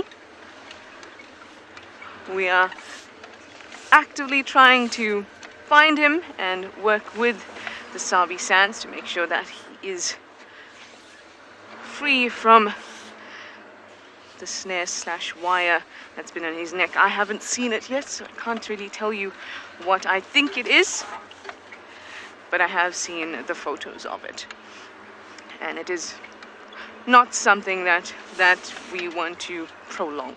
We want to get that sorted as soon as possible. In fact, we will be assisting the Sabi Sands in going out and having a look for him even after this drive. And then the vets will be called in, and we'll get it sorted out as soon as possible.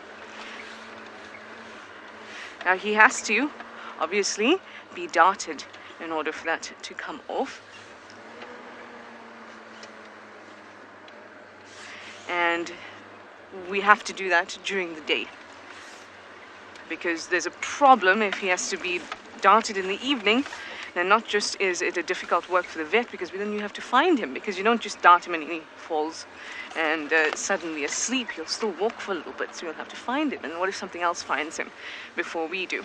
So we have to make sure that we do it in the day, and we do it as soon as possible. And that's what we're going to work towards. And we're going to do that, obviously, in conjunction with the Sabi Sands and with the best interests of Tswazi.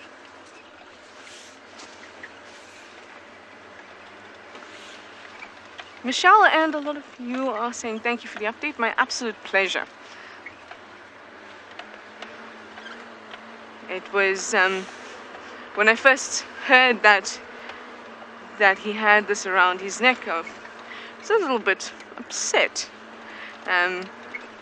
Because you get to know these animals. We all get to know these animals. And there's a certain attachment that's formed, even though we know this is the wild, etc. So we will really, really be doing our best. And I will give you an update as soon as I can and whenever I can.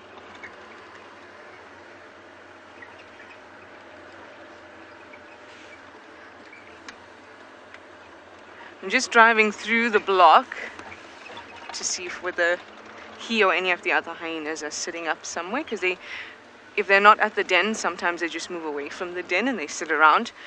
I think that has a lot to do with whether the cubs are bothering them or a bit too full of energy, because they'll come out generally when the adults are around. So if the adults start to disperse a little bit further and the cubs can't see or smell them, then they can have a bit of a rest.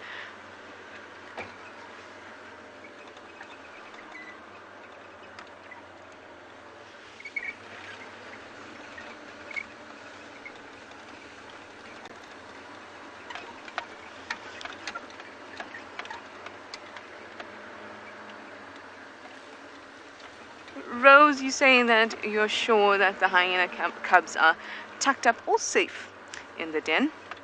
They are. Especially Corky's little ones. The other two are getting quite adventurous, which I love to see. Love to see that. But they too will still be very cautious and still have that instinct to survive. Oh, I wonder if you could see them just through there. Green wood hoopoes shouting for us.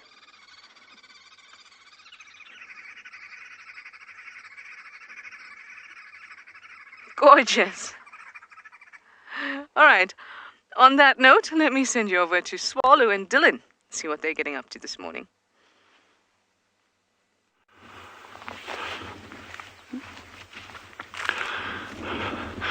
So we've just got down to the meerkat burrows here, but look how gorgeous the setting is with that light along the hills, these clouds scudding in here. It is just absolutely unbelievably beautiful this morning. The cold notwithstanding, it's just stunning, stunning, stunning, stunning, stunning. So there's been some interesting developments of the meerkats. They're not out yet, no surprises. But Veronique, the lady that's working on the habituation, she says there was actually 2 other meerkats that arrived here yesterday. One super relaxed, very habituated, so it could have been a breakaway from the Xhosa group. And then there was one that was super skittish. We don't know at all. So anyway, it'll be interesting to see what transpires here over the course of the day. But while we're at it, I just wanted to show you something over here. So this little digging over here, actually I wanted to show it to you yesterday, and then for various reasons we didn't. But this is actually a hole that a meerkat has dug. And if, Jean-Andre, I don't know if you can see, it's right inside here. You can see the claw marks all along the inside over there. See that? So, and quite a big pile of sand here. So when you get a digging like this from a meerkat, I mean, its entire body would have been inside there. This is almost certainly for a very, very high value food item, probably something like a scorpion. Yeah, you get these beautiful big burrowing scorpions, or when I'm doing this like a fisherman story, a beautiful big burrowing scorpion, it was at least this size. No, the big bodied ones will be about that length. So with a tail, you'd be looking kind of like that. But still, for a meerkat to get a food item like that, this is the kind of digging that they would do. So when you see these kind of things, then you know that they're onto something very, very good. But yeah, so you can see the meerkat burrows have been heavily utilized during the course of yesterday afternoon.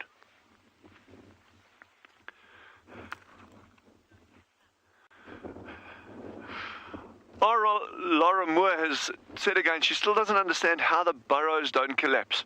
Okay, so I'm going to give you a very quick demo here as an example. Okay, so on the surface here, you can see how soft the sand is. Okay, so you dig that, it's just going to keep falling in. Okay, but watch this. Just bear with me a second. Okay, so there's all that soft sand that's gone. Okay, suddenly you're on much harder ground. Look there, much harder ground. So then you can actually start digging into there, and you see how it actually holds its form and shape. So, and the deeper down you go, the more compact the sand is. So you can actually get these burrows. So don't worry too much about the soft surface. This is really, this is just the stuff that's been churned up by wind and animal tracks and that, and you know, animals walking. But this harder stuff inside there, you can actually dig a hole. I think we can dig a hole and try bury Jean-Andre later if you want. But we'll dig him up again, don't worry. But there you can see, that's a really nice example of how the burrows can actually maintain their form very, very easily in these kind of substrates. So, cool.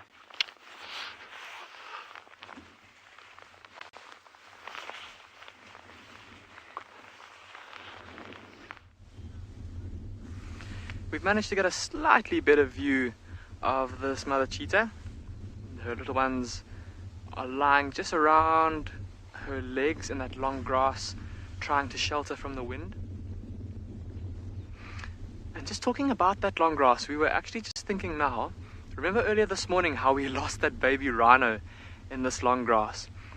Just imagine for those little cheetah cubs how difficult it must be to keep up with their mother in this long grass when she moves so quickly, and when they're so small, and of course mom's body, look at how well it blends into that long grass. It must be very tough for them to keep up with her and to keep track of her. Now that she's turned away from us, have a look at the backs of her ears, everyone. Can you see how dark they are and how they contrast quite starkly against the rest of her body? And of course, as she slinks, She's got her ears kind of turned out to the sides and facing backward a little bit. And those very kind of prominent black spots will make things a little bit easier for those cubs to follow their mother through the long grass. Also, of course, Mum's black and white tail, giving them a bit of a guiding kind of beacon to follow through this long grass. And then if all of that doesn't quite manage to, or if they don't quite manage to find her after all of that, remember last time we heard her making that contact call to call her little ones? Thankfully she didn't have to do that today. The cubs were able to keep up with her and stick with her. But we've now seen it a few times where in this very heavy wind, where the cubs have gotten a bit lost from their mother while she moves, and they've had to rely on those contact calls to find each other after Mom does a big maneuver like she just did. Kenny, you're saying that they're just such stunning cats. Kenny, I very much agree with you. They're just so elegant and sleek. And of course those colors on them are just magnificent.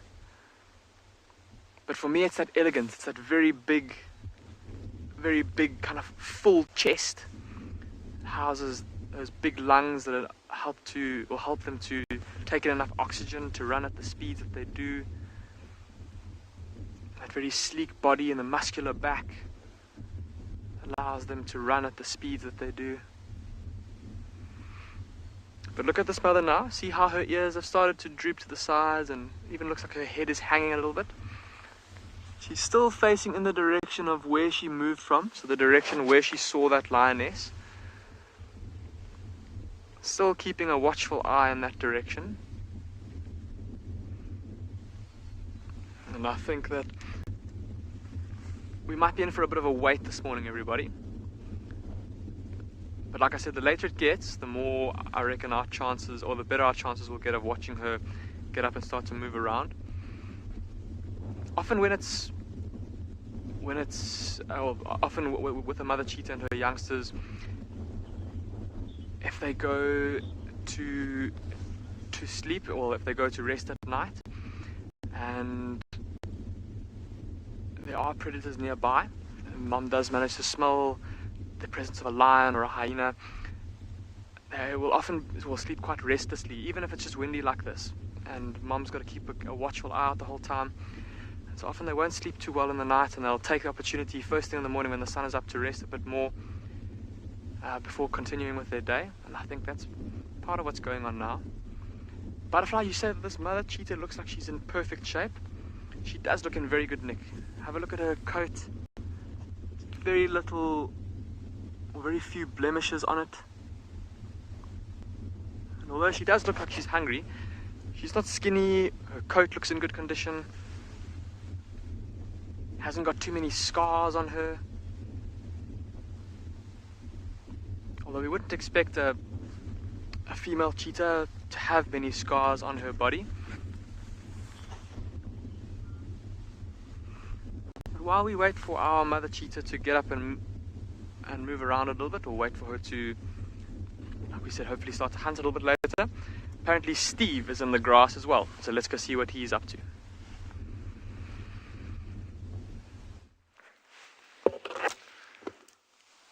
Well, I have indeed. Now, we wanted to talk about the tree, the Feltiforum africanum, a wonderful, wonderful shade tree. I mean, look how well camouflaged I am in here. This is a tree that, for the most part, has leaves all year round. Now, we found in the summer months, leopards, lions, many, many animals like to sleep underneath this tree. I mean, we're in the dead of winter. We're nearly approaching the end of winter, and already look at this tree. It's still covered in leaves. So it's a magnificent shade tree. It's a magnificent habitat tree. You might find many, many birds nesting in them. Plenty of organic material falling on the floor. These leaves drop huge amounts of leaf material onto the ground. And the shade that's given here makes a very nice ecological niche, which means that trees that don't like too much sun, they like a little bit more shade, they like it a bit cooler, or grasses as well, will be able to sort of sustain themselves underneath here. A wonderful tree, isn't it? And they never generally grow too straight. They get influenced and pushed over and affected by elephants. Elephants like to feed on the bark. You don't really see them feeding too much on the leaves.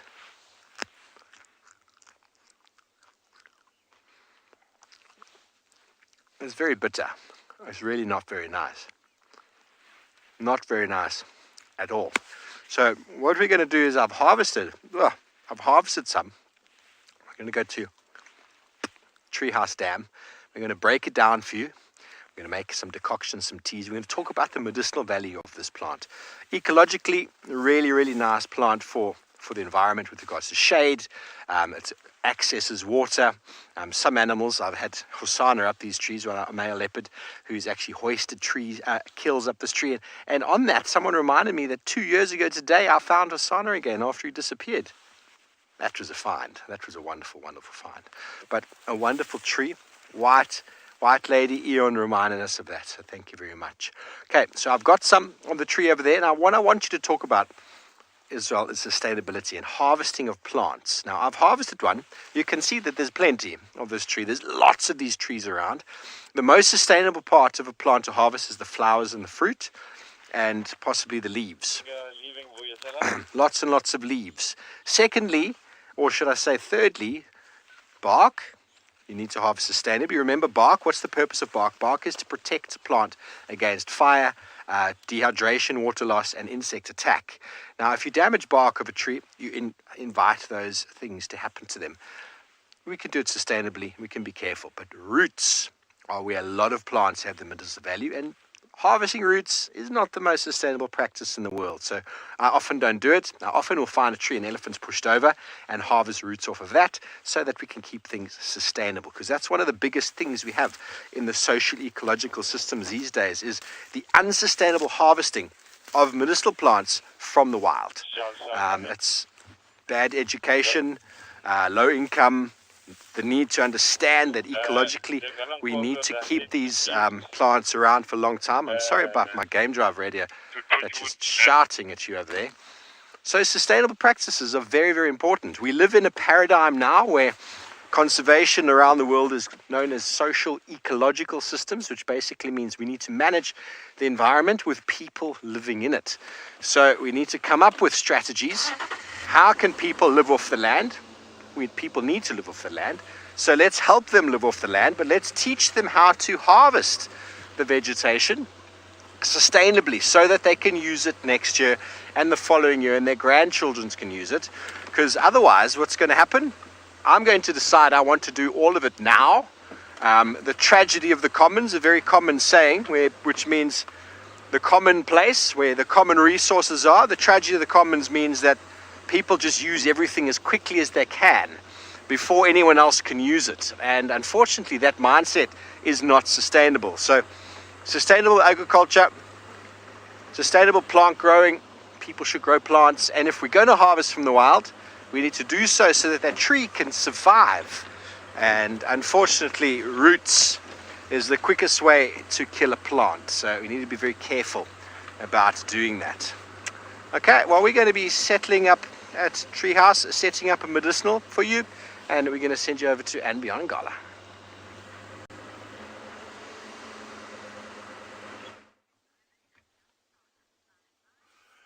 Welcome back to and beyond Ngala. As indicated earlier, we came down close to the riverbed to look for some fresh leopard tracks. We nicely found fresh tracks, and with the help of the trekking team, we managed to locate the Tswalu leap again. What you see now on the screen, it is the young Tswalu male. The mother has done a great job overnight. She managed to kill them an impala female, and that she nicely put up in a tree for safety. They have eaten most of it. Of course, it's 3 leopards, so they ate at least 60 to 70%. There is only the head, neck, and a little bit of a chest left. You can see it's on the Transvaal saffron. Great thing that she's put it up a tree, because the density of hyenas in this place is intense. And if it was on the ground, almost guaranteed that they would have lost it overnight. Right now, since we've been here, we have not seen a hyena ourselves, but there have been a lot of hyena tracks all over around this area. Of course, the leopards do what leopards do best. See how she's nicely tucked himself into that thick bush. He is in the shady spot, but also he went in there to hide away when the trackers were on foot. Spotted him going there, and he's staying there for the time being. But hopefully he's going to come out soon.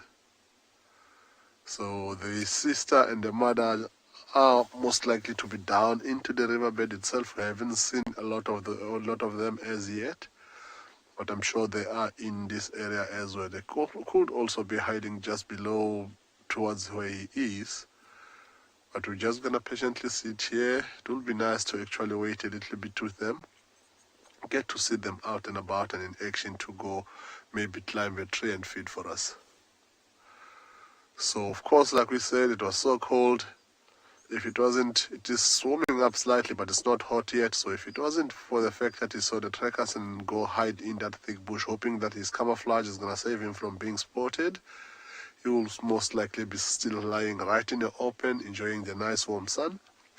And as he relaxes and forgets about what he saw earlier on, now with a vehicle, which is something that he's used to, hopefully they're slowly but surely going to start coming out.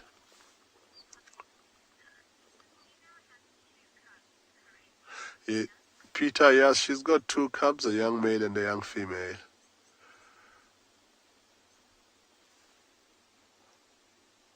And of course, at the age that they are on, the young male is already almost the mother size, if not slightly bigger.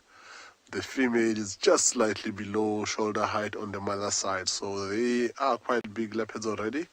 So one impala is not going to last them too long. I'm sure they will be done latest by this evening in this area. And then the mother will take them somewhere else. If they were still tiny cubs, after a great job that she's done, a fully grown impala female up in a tree like that, she could be able to feed on that for a good 2-3 days. But right now, because they also take as much as she does at the moment, so in impala, it's still big enough to fill them up for good 2 days, but doesn't go as far as it will if they were much, much younger than they are right now.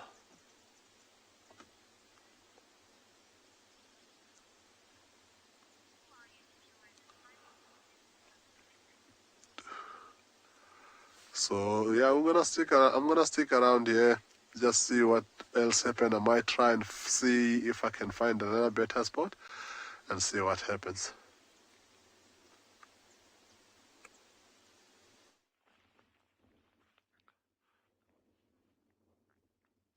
So we've got one meerkat that's up here now, and then about 5 minutes ago,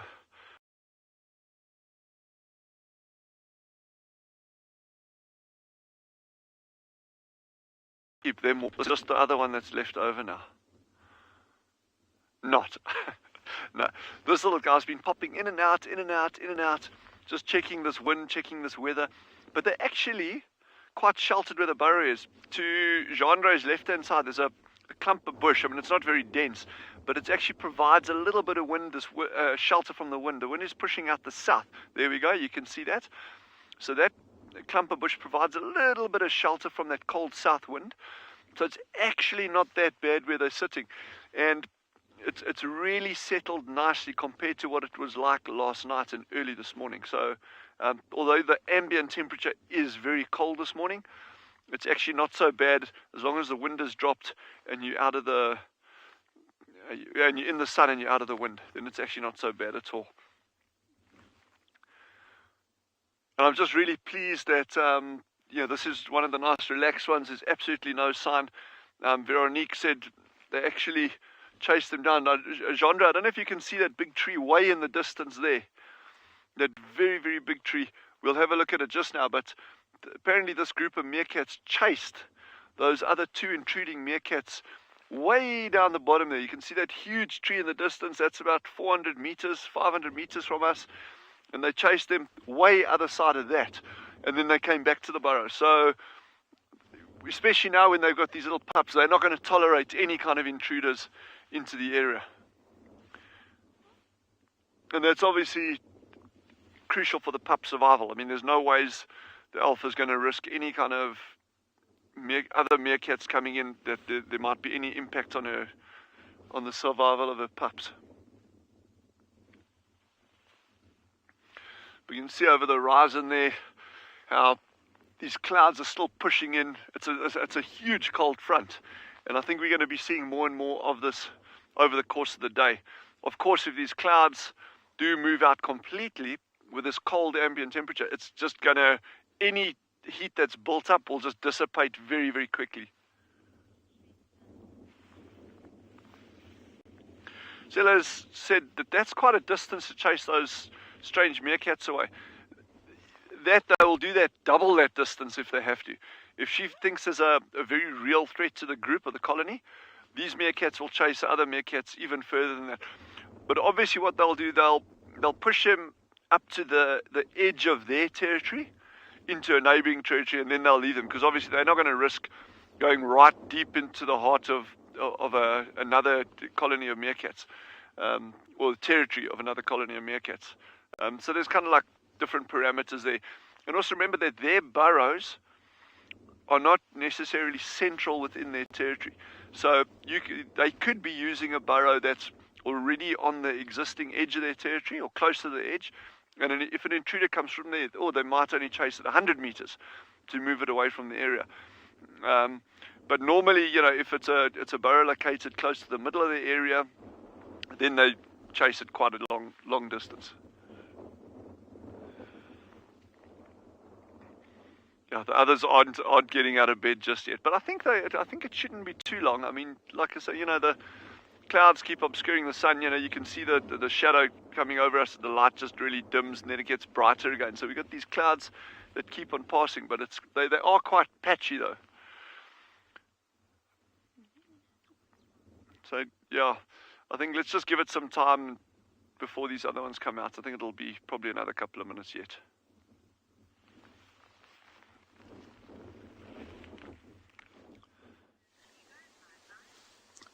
So it's quite a difficult view to get to see the other one, the young female. She's almost down in the drainage line, but because of the nice thick kubu berries right in the river's bank, it's not easy to see. But what we've noticed, they are quite close to each other now, but what we've started noticing in the last few days is that the mother is already starting to encourage these two about the solitary life that they're going to face going ahead. How she has now started leaving them, unless there is a carcass, of course. How she started leaving them in separate places. So yesterday when she was only found with the young female cub, and she was on the move, and it looks like they were coming on this direction to come possibly find this young male over here. And that is her training them to get better at being what leopards do best, which is being solitary and don't interact with too many other things so long. So when they're very young, they interact a lot, but at this age, they're being playful part of the two of them, even when they are in the same place, is slowly but surely being cut off, because that's what the mother is encouraging, trying to make them realize that they're not going to have each other for life.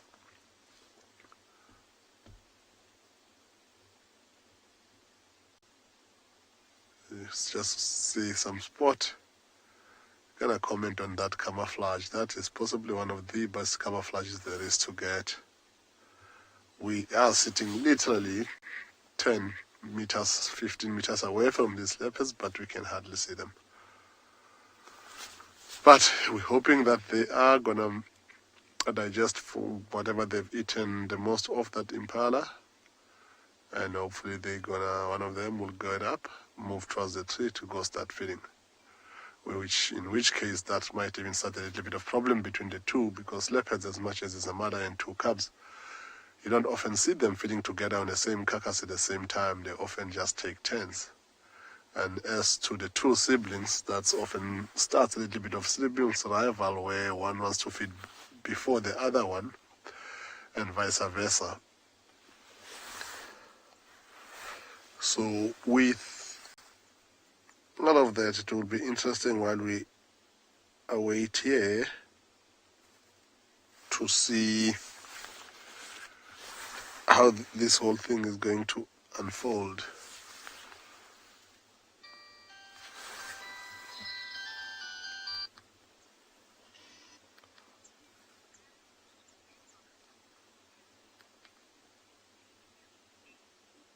what's going on here. Ooh, he's moving a little bit. Looks like he's just repositioning himself. Keeping an eye on us big time.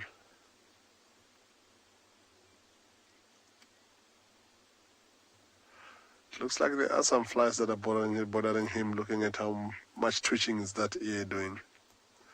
That might be something that's going to drive him crazy. It's going to make him want to get out of there, which will be cool if it happens. Because it means that he might come out into a complete open, or it could be the complete opposite, where he's going to go more into a dense vegetation where we might not see him anymore.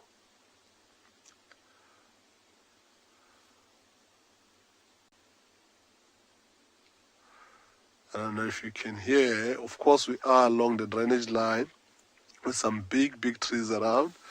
There is a sound of one of the biggest owls that we have here, called the Veru eagle owl, calling on a distance away.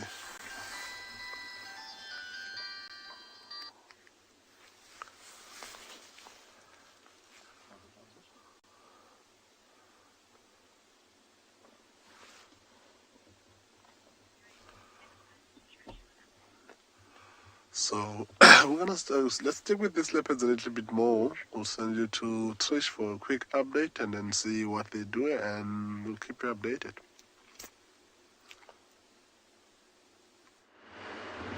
Update! Not much to update on.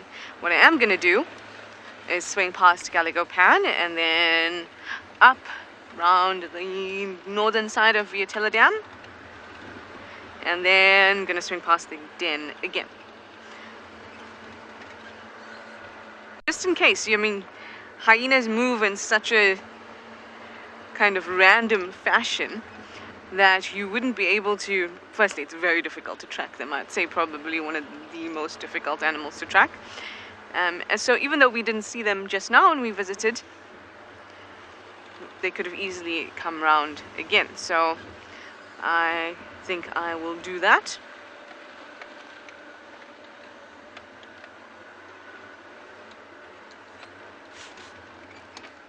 Sometimes Swazi likes to sit behind camp, which is basically where Gallego Pan is. So that's why I'm doing this loop.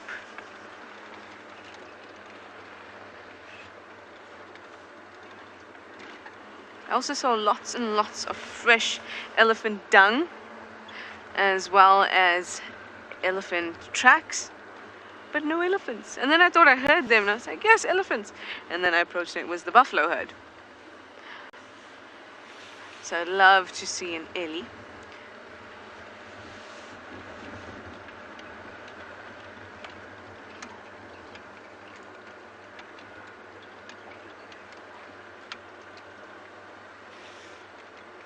Hi Bernice, you'd like to know if I've heard anything about Tingana since I've been back, especially since we were chatting about the leopard tracks and how I haven't seen much. I haven't heard anything about Tingana. My last stint that I was here, which was about 4 weeks ago, or at least when I saw Tingana was about 4 weeks ago, and he was actually right here at Gallego Pan, and we found him in the evening, BK and I. And he was scent marking, he looked really good. He was in excellent condition.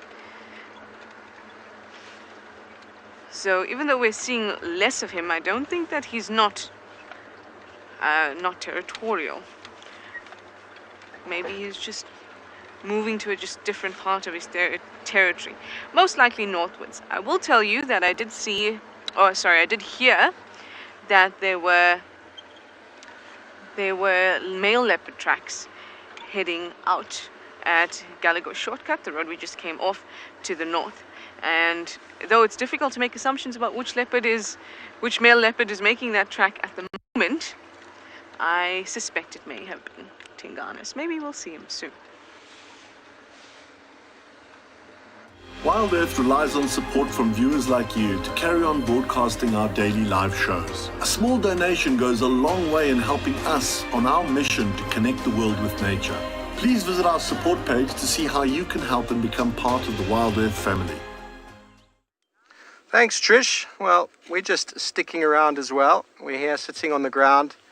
I'm busy harvesting some bark from the tree I spoke to you about, and at the same time trying to also reveal the wonderful yellow wood that is produced by this lovely tree. I told you before, the African weeping wattle, Feltiphorum africanum. And we'll delve into it a little bit more.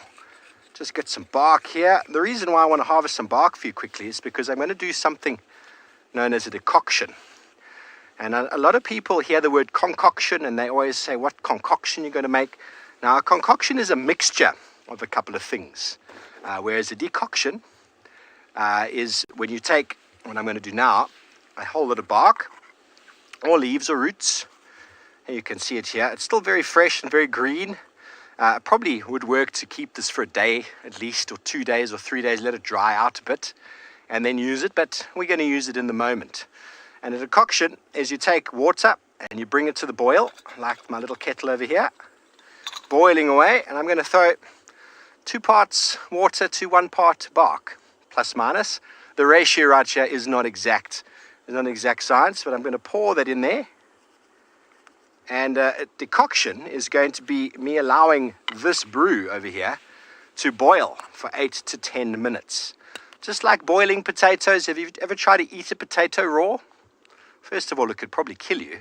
Second of all, it's really not very nice, and it's not soft. So what the decoction does is it activates and brings out the plant ingredients that are inside the bark. Now, normally I'll use roots as well if I can get hold of roots. Trees and plants, they have lots and lots of nutrient value in the bark and the roots. It's places where they store those nutrients against fire and against herbivory. But obviously elephants know this, and elephants push trees over. They feed on the bark, not because it tastes good. Maybe it does. I haven't tasted bark yet. That tastes really nice. Excuse me. But because the value is there. And humans have used and learned that as well. We can pull trees over, push trees over, dig up bulbs, dig up tubers. Look at the foods we eat these days.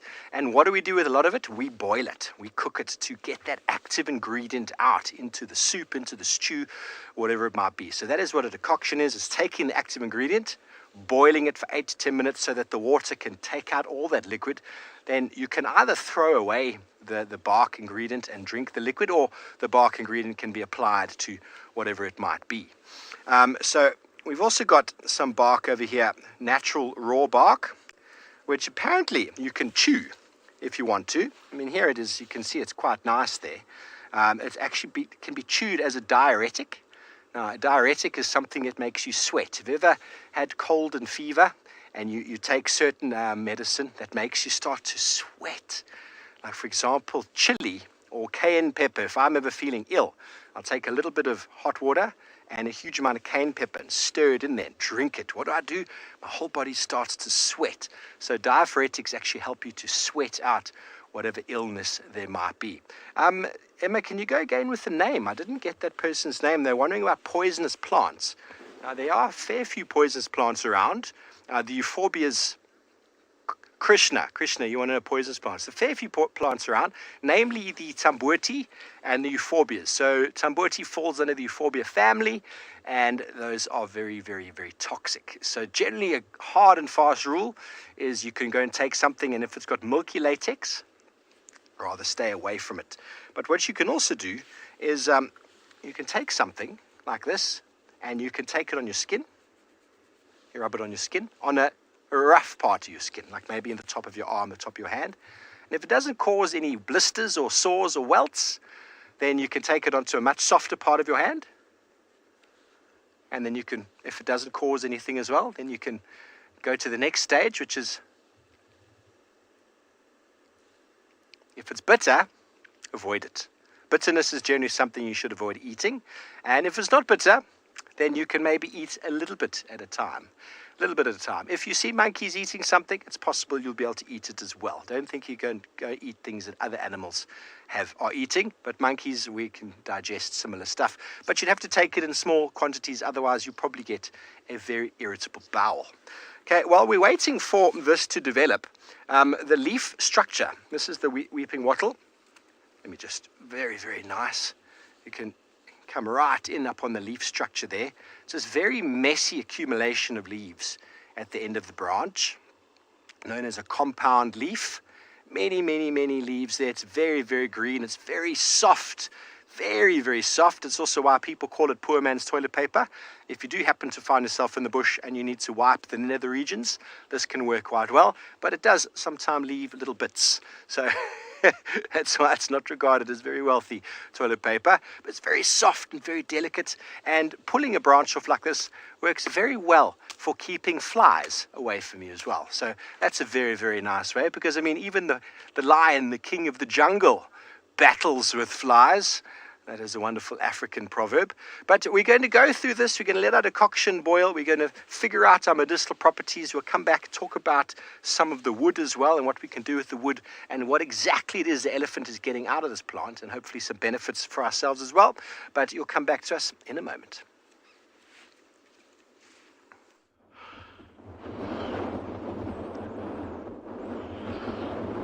So it sounds like Steve is making some hot concoction that side. I think you should try send some over to Tswalu, because we can make some good use of it as well as for the meerkats. It's still just the single animal that's been up and down, going down, coming out, going down, coming out. Yeah, these temperatures are really not ideal for the meerkats. And I'm just hoping that those pups are all still fine downstairs. I'm sure they'll be. Yes, it must be so toasty and warm underground over there. And most of these burrow entrances over here are actually not facing into the wind. So you've got this breeze that's now again picking up. Remember I said it had settled, it had died down nicely. It's actually picking up again. The clouds are becoming denser. I don't think we're going to be seeing too much more sun this morning. But that being said, I think these meerkat pups are going to be absolutely fine downstairs. Yes, that's the little alpha there sitting right in front of Jean-Jay now. Ooh, shame. She's the one that's going to be feeling the feeling the heat, so to speak. No.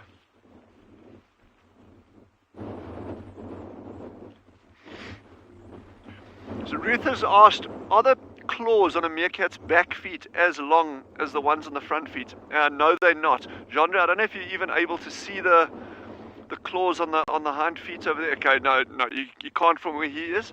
But the claws on the hind feet are a lot shorter.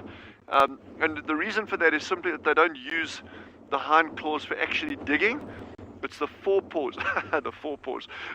The front claws, or the claws on the front feet that they use for the digging. So those are the ones that they need those long nails on. So yeah, she's just got her feet tucked away in the sand over there. But and she actually moved there specifically to get out the wind. So that's just really nice to see that behavior where she actually moved from the burrow that she was sitting at. And remember I said the wind is picking up now. This breeze is freshening properly. It's probably sitting at about 20 kilometers an hour now, maybe slightly less, but certainly picking up. And she actually moved from where she was into that position to get out of that wind.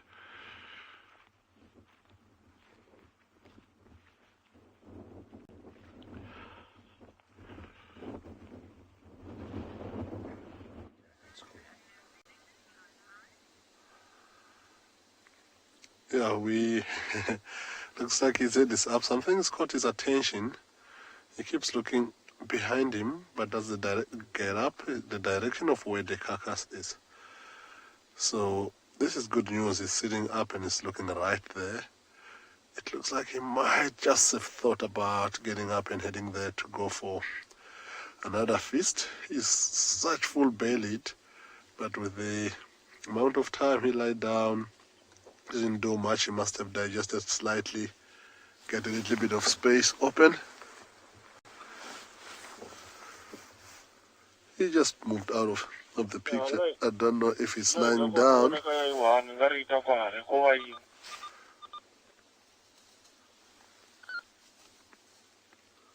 Sounds like he's coming straight towards us right now, which is exciting.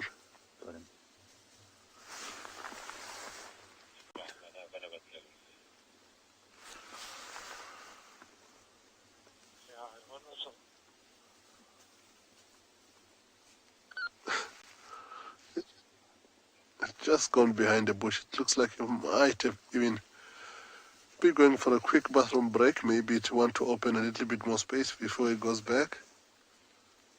Yeah, it's happening. After all of this movement, chances are, if he doesn't come down and lie in this nice soft sand in the riverbed, that he might head back towards the tree itself for another little bit of a feast there. Look at how long his tail is. Hello, he just gave Owen some personal look right there. Yeah, at least he's decent. He moved away a little bit from the sister. It does look like he's trying to find a comfortable spot for his little bit of a bathroom break.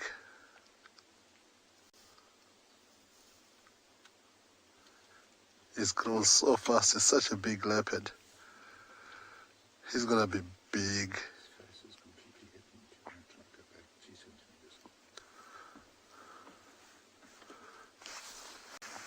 He's gonna be so big. He's possibly gonna be bigger than his father, who is not a small leopard.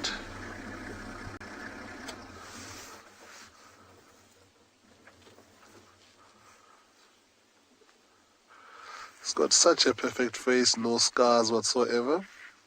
It's sad to imagine that later on in life, when he grows up, of course he's going to have to be kicked out of this area to go start his own territory. That he's going to have to fight, and maybe one day we'll see him as a dominant male with a lot of scars. So we're going to just watch him move around and see if he takes us back to the tree to go for his feast after his bathroom break. It's made a bit of space. I'm going to send you over to Steve.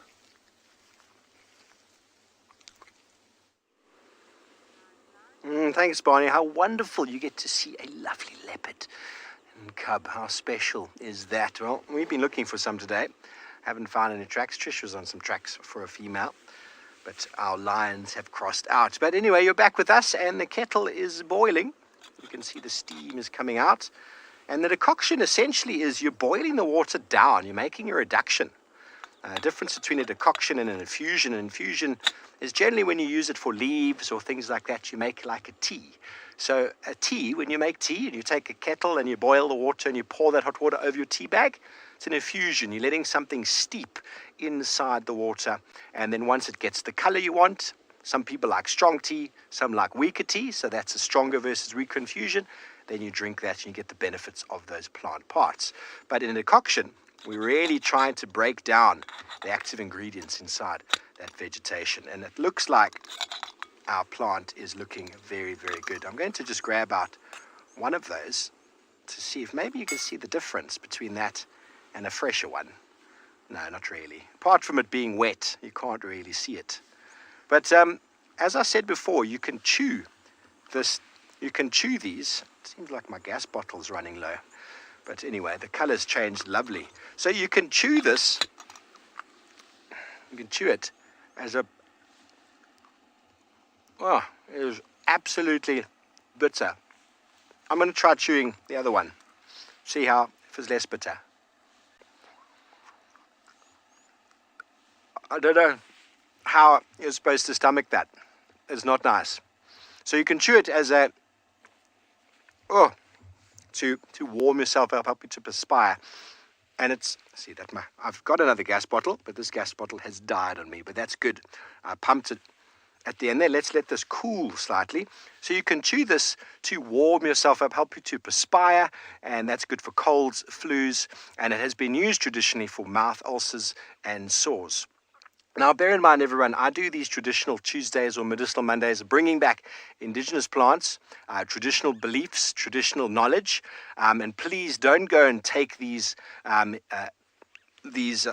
that I'm putting forward and go to your doctor and say, listen, you're giving me the wrong prescription. I need to go get something of what Steve has got. So make sure if you are on prescription medication, you stick with that and you follow medical advice rather than saying Steve, who is not a doctor, told me to do this. So I'm just trying to educate and show you some traditional beliefs and stuff that's been passed on from generation to generation. Okay, so we're going to pour out our decoction now into my lovely little cup over here. And you can't really see too much of a change in the color there. And a sieve is really nice because what the sieve does is it allows you to catch all the bits and pieces that you can throw away. But I brought my lovely syringe, which is always great for picking up and to show you the color. I don't know if you can see that quite nicely against the white, perhaps. Is that coming out nicely, Niels? So that is essentially what the decoction has allowed it to do. You probably wouldn't get the same amount of color. You'd probably get more color if you boiled it even longer, but you wouldn't get the same amount of color if you just did an infusion, especially with bark or roots. So we'll leave that there. I'm just going to add a little bit of cold water because we want to be able to drink some of this just now. And in Zimbabwe, this tree is used as a panacea, which basically means a cure-all. They use it for all sorts of treatments and ailments. Abdominal pain. Now, abdominal pain refers to anything from your chest down to your sort of kidneys and bladder region. So they use it for all sorts of things. Anything that's making them feel bad inside, chest complaints, stomach complaints, diarrhea, constipation. And those things are something that these people would administer, and this would help them to clear. So it's almost like one of those tablets that we take these days that just takes away all the pain, except many of these things are found in nature, which is always so wonderful. Decoctions have also been used, been wonderful to learn this stuff as well. It is indeed. Now, a decoction of the root, I haven't got the root now, but it's been used for diarrhea, for worms and parasites, so internal parasites such as worms. It helps to clean out the digestive system. And, you know, a lot of these things are possibly reasons why elephants are seen this time of year feeding very much on the bark. You'll find them. This is the wood that I've managed to cut down. It's quite a solid piece of wood. And the elephants will actually turn it in their mouth, pulling all that bark off, which they'll then chew with a very straight face, or should I say a very long nose face, and not pull weird faces like I do, eating that and ingesting it. Obviously, they don't have the potential to boil it down like we do, but they will digest a lot of that. A lot of it will be broken down in the gut. And I think they're smart enough to know when they're feeling ill, certain plants will bring them the benefit that they need. And humans have actually used these for furniture and for making axe handles. That's quite a solid piece of wood there. I could definitely hurt somebody with that. Okay, so the bark decoction has also been used for steaming. You can steam it and get the steam coming up, and sore eyes, any sort of ailment you might have with your eye sockets, maybe a bit of dust if you want to clean that out. Quite helpful. But with animals, elephants have a very big issue with colic, same as horses, which is basically a big bloated gastrointestinal issue. And it is very well known to be treated for treating colic. So it's probably one of the major reasons. All the abdominal pain, have you seen the size of an elephant's stomach chamber? There's so much going on in there. They devour this bark like it's no one's business. So let's come to that time, everybody. Pinky up. I'm feeling quite wonderful as it is.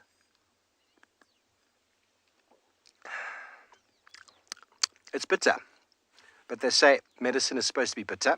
It's not disgusting. Niels, would you like to try some just now? I'll save you some. I'm just double checking I've got everything. So they've also been used in, as I said, sore eyes, blood purification. It's quite a popular sort of remedy in many African cultures.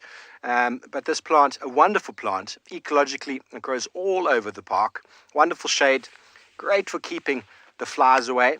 And if you have any stomach pains, body pains, what a plant to deal with.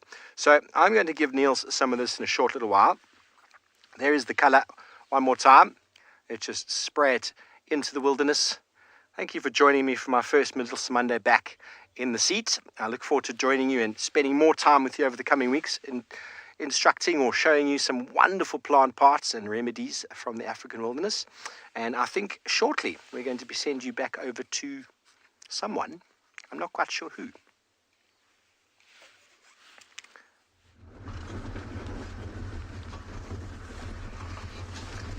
Welcome back, everybody. Now, very exciting news. Unfortunately, we couldn't stick with that female cheetah and her two cubs. They went into a deep riverbed where unfortunately a vehicle couldn't get into. But one of our researchers has found a different female cheetah, a cheetah we haven't been able to show you just yet. And it's a young female. So she goes through there. She's giving us a bit of a hard time keeping up with her in this thick bush. Please hold tight as we go through these little like ravines and stuff. There she goes, there she goes, there she goes. So this is a young female that we haven't seen for a long time, everybody. She's recently independent of her mother. There she goes. And she's come into this part of the reserve, everybody. We think in search of a mate. Now, she is very, very, very far from where she grew up as a cub, her and her sister, and where her mother still lives. And we are pretty sure that she's here, like I said, in search of a mate.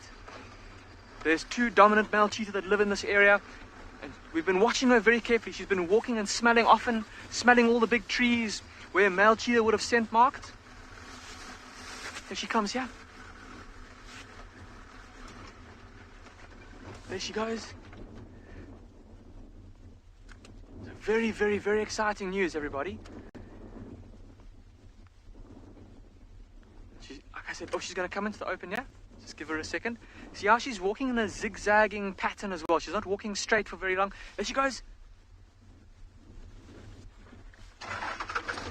Giving us a hard time trying to keep up.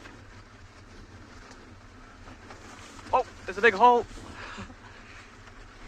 Great to hear that all of you are so excited. I know I'm super excited. It's been so good to see so many female cheetah on Pinder currently with youngsters. And if she's successful in finding a mate, we could have even more cubs on the way. There she goes. Now also, while she's moving through the thickets like this, she'll, of course, if she does come across like maybe a small duiker or a steenbok, she might try to take the opportunity to hunt. Girl, you're saying that she's super fast? She certainly is, and gives me like a little bit of a heart attack every time she takes off. Trying to keep up with the cheetah can be quite tough at times. Look at how she's moving in this zigzagging fashion. So even though she is looking for a mate, she'll also be looking for food, and that kind of zigzagging will help her to give her a better chance of maybe flushing something out of the thick bush. But I'm super excited to see where she leads us, so I'm going to try and stick with her.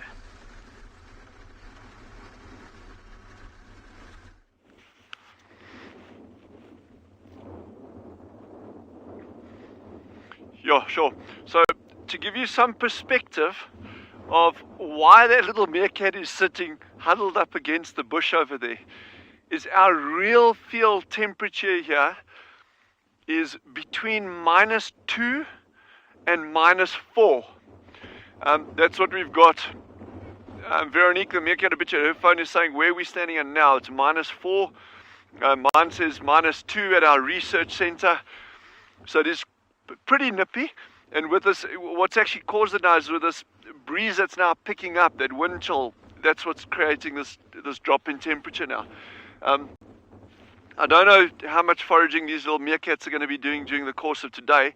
And this really, really worries me now. And remember I said that 2 days ago, with these, with an extended cold period, this is what can be absolutely lethal for young animals. And I'm not just talking about meerkats here. You know, it could be anything that was born late in the season, you know, because we had a decent rainfall season, so there was lots of food around, but anything that was born late.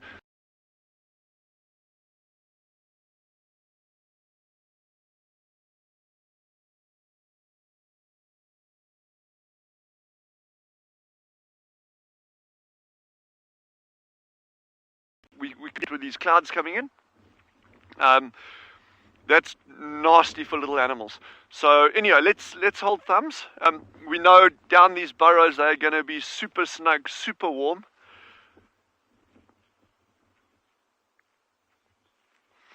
So Andrew's asked, how will the cold front impact larger animals? They're not going to worry too much about it. Okay, there's not much they can do about it, certainly. but they're not going to worry too much about it here. They've got a bigger body size that generates a lot of heat. If there's an animal that's compromised, that's very different. In other words, perhaps you've got a very old animal with the teeth are very worn. It's battling to get enough sustenance from the food that it's eating, to chew that food properly. So the body condition might be a little bit down. Those animals, even if they're large, will be compromised by weather like this. So yeah. And just so you all know, Jandre, with all this footage that he's getting, and not just Jandre, the other cameraman as well, these cameras have got steel handles, and you know how cold this metal is. I can stick my hands in my pockets, and Jandre is sitting there. He's got gloves, but the gloves don't cover the whole hand. Stick your hand in front of the camera, Jandre. So look how slowly his fingers are moving. Those cameras get icy cold, especially in weather like this. So, good job there. But yeah, I don't think these meerkats are going to be moving too much today.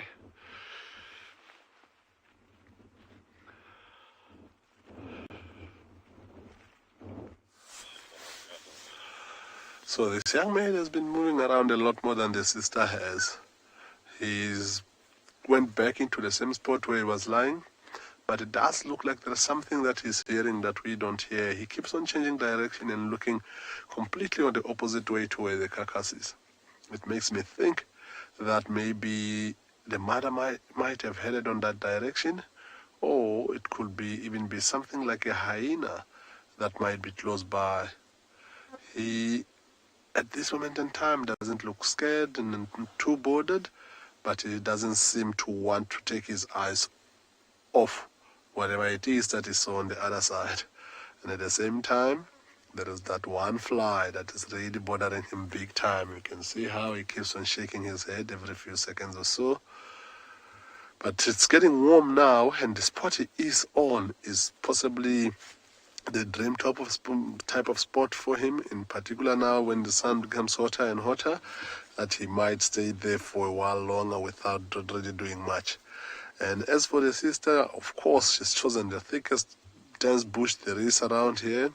We only saw a glimpse of her, a little bit of movement every now and again, but she has not been as active as he is. So I do think that he might be the one that's gonna digest more and maybe head back towards the tree to feed again. But the mother, we have not seen any signs of the mother yet. I don't know for a fact that she is around, because this is the direction where she was last seen heading with them yesterday afternoon.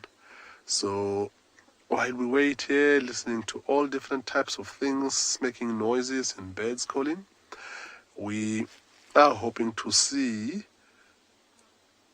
him getting up, or maybe take us back to the tree, which doesn't look like he's going to do that anytime soon. Looking at how he just put his head down. So yeah, it's a beautiful drainage line they are on. What we will possibly do from here on, we might even drive this drainage line slightly up, just to see if we don't see any signs of the mother, because I know that she's around. She just haven't really come back close to where they are. So what she's already doing, she's trying to spend as little time as possible with them, even on the carcass, because she's preparing herself and them, because I think it's only a matter of time that before she kicks both of them out of the area. Like I pointed out earlier on, if there is no carcass that she's killed that they're coming to feed together, she's also putting them in separate places. And we've seen yesterday on Eric's drive, when she was moving with that young female, every now and again when that female gets close by, the mother is growling. So she's trying to break that bond already, so that it's going to be easier for her to leave them one day. So what will possibly happen with that, it's often not going to be the same time that she leaves both of them. In most cases, they should leave the young female first, because that is a direct competition for food, for territory, and also for the males, which the male that's the dominant male here at that time. So yeah, while we sit and want to see most of this unfold and want to talk more about the story later, we're gonna send you to Damon with the cheetahs.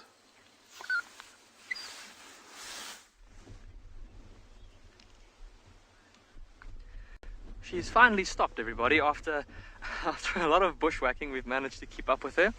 And she's just sat down for a second. Look at how her mouth is hanging a little bit open. She's panting a little bit after all of her walking and running. And she's come up the hill from where we first saw her. She's probably walked about maybe 500 meters from where we first found her. And now with this added height advantage, she's busy scanning the grasslands around her. Like I said, looking for both mate and prey. And like I said earlier, she's been smelling every single big tree that we've come past, every single prominent marker. And because of kind of the scarceness of those kind of markers in this area, they are almost like marking posts or bulletin boards, even if you will, for male cheetah, where they'll go and leave their scent, knowing that other cheetah will then come and smell those posts, and that they'll then be able to find out if there's either other males that have come into their territory or if there's females nearby. And she'll be looking, of course, to go and smell those posts too, to see how long ago the resident dominant males were here. But here she goes. You might be able to see now, she's gone into the shade a little bit, everybody. There's a herd of zebra that's right in front of us, walking towards her, as well as a small group of white rhinos. Isn't this just amazing? Zebra, cheetah, and rhinos, and also a wildebeest, all within the one same little 100 square meters or so. Well, maybe no, a bit more than that. Well, the same little area, rather. Now, look at how she's gone into the shade here, just to afford herself a bit of extra cover. Look at how much better she kind of disappears into that thicket there. While she's sitting in the sun and she's out in the open, much easier to see. Whereas now that she's in the shade, she'll be able to be a bit less conspicuous. Have a look at those rhinos up on the hillside there. None of them currently looking in her direction, but it looks like a few of these zebra have given her a cursory glance. Now, with all of those zebras being adults, and because there aren't any foals in that herd, they won't be concerned by the presence of just a lone female cheetah, so they're probably just going to continue. Anna Marie, you're saying that this is so iconic. I absolutely agree with you, Anna Marie, especially for this area of South Africa. And for us at Ambion Phinda Private Game Reserve, these are two species that we are well known for in terms of our conservation of them, both the cheetah and the white rhino. So super special to be able to show you them in the same shot. I think she's just taking a bit of a time out here, everybody. The sun is, like I said, it's not very hot, but the sun is quite intense. Look at how clear the sky is. And in that fur coat of hers, she'll no doubt be getting a little bit warm, also with all of her moving around. We saw her darting between thickets a little bit earlier. Look how she's planning her next move. She's looking around, deciding. There she goes. She almost looked like she was going to start stalking that wildebeest. It's much too big for you, girlie. Don't try that.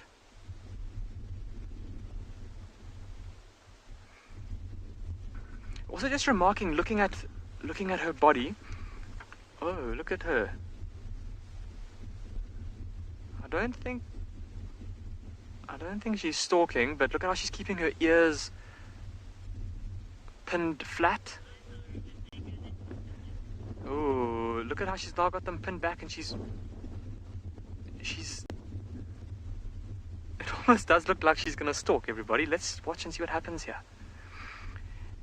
Emma, you're saying that her eyes... Oh, look, what are you doing?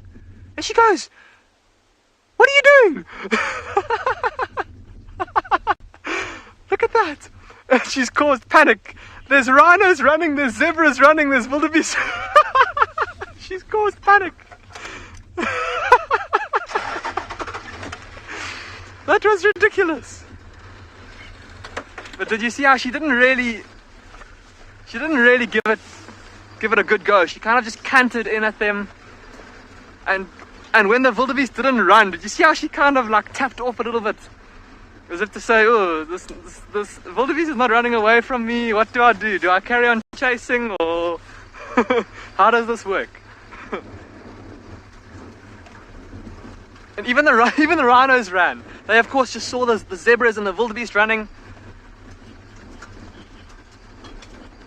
Elizabeth, you're saying silly young cheetah. I suppose, I don't know, maybe she thought that there was maybe a young wildebeest calf there, or who knows, maybe just for the fun of it, for the fun of the chase. But how, let's just stop right here. That's going to be a beautiful shot, everybody. Again, if you've got get ready for some screenshots with the cheetah and the zebra. Annette, you say that you think that she's just having fun. Annette, it certainly looked like it. Like I said, I don't know what she would have stood to gain from that. Unless she thought that there was perhaps something small there that she could have caught. Listen to the alarm calls now. The zebra's alarm calling at her. And they're standing their ground, watching her carefully. Now, of course, with her being so small, they know that she's not a threat to them. And they'll want to keep an eye on her and keep alarm calling at her to let other animals in the area know that there's a cheetah here, and also to let her know that, hey, we've seen you, don't try anything with us. How, that was insane, everybody, my goodness.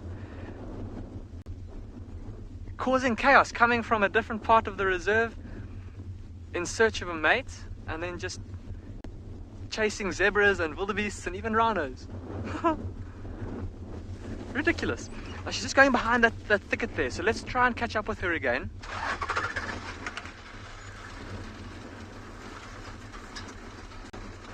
While we try and catch up with her though, everyone, let's go and see what Steve's up to.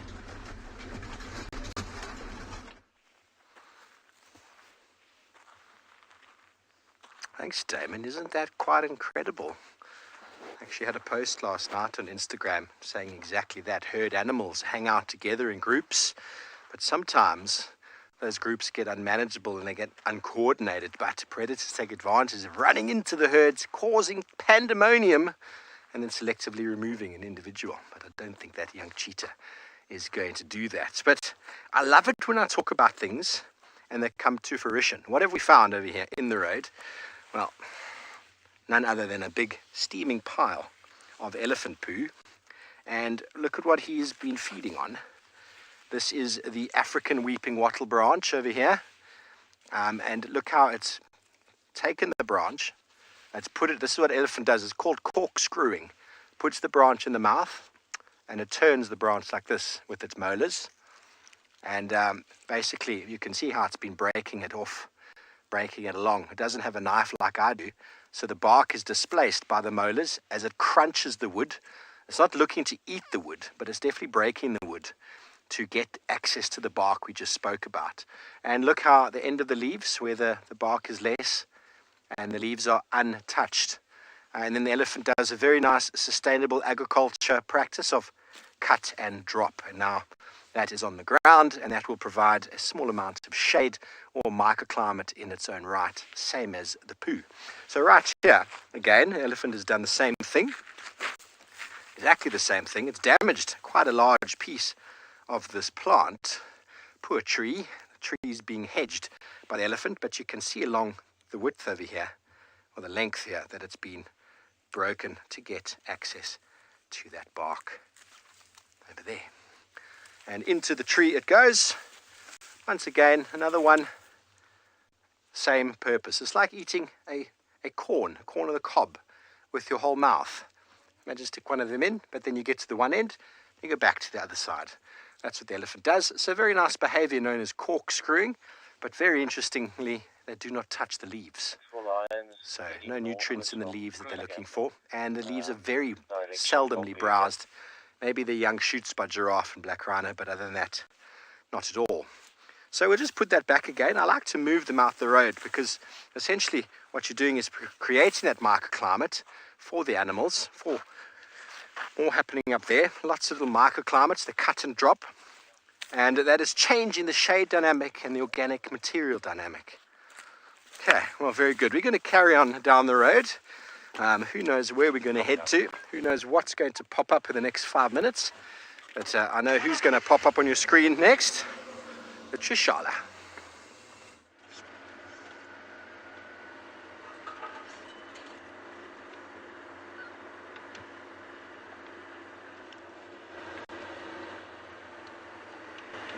I don't know where I'm going. I do. I'm in the hyena den block. I've just been going kind of just up and down. See if I can see signs of anybody hanging around here. Nothing so far. I did check in the actual den, and nothing there too. Sometimes it's just about finding that sweet spot, that gap.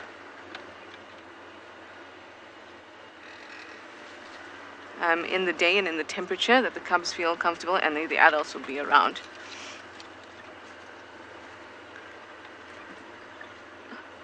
Oh no, I'm totally out of sync. That must look quite funny. I'll send you to Ingala. Hopefully they'll be in sync.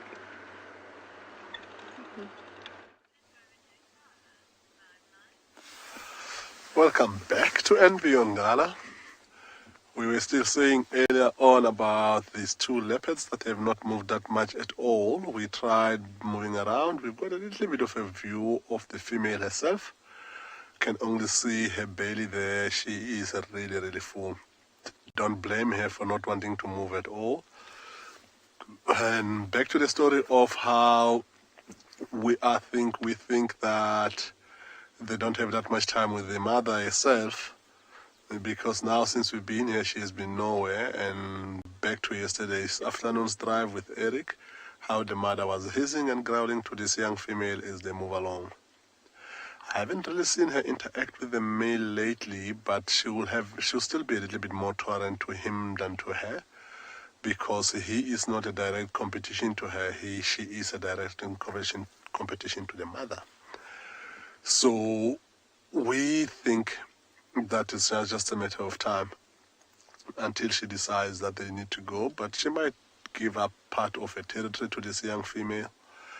And while it often happens, it will be randomly, maybe in a carcass, where she gets up and take one of them and just move away and leave the other one and don't look back. And of course, for the first while, when the mother just leaves them, they stick around on the area where they are, hoping that the mother will return back. But then over time, when they realize that there is no lack of that happening, they start slowly but surely moving around and trying to find things for themselves. Then, of course, that is a difficult time on their life, because as much as they might have hunted something small on the mother's absentia, they are not as experienced as she is, because this is really an experienced mother. She's done so well to get both of them to this age and making them look as healthy as they look as far as hunting.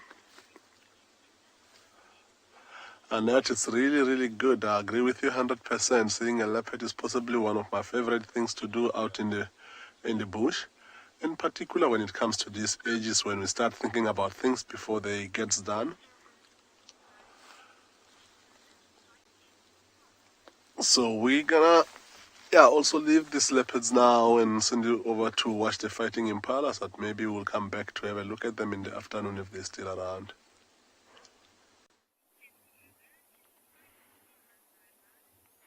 So we are enjoying this quite a spectacular sparring match from these two male impalas.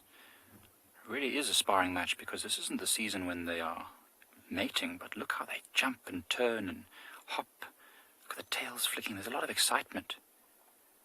Either one of them could be badly injured in this fight if they're not careful. But, oh, look at them, showing off their fitness and their strength.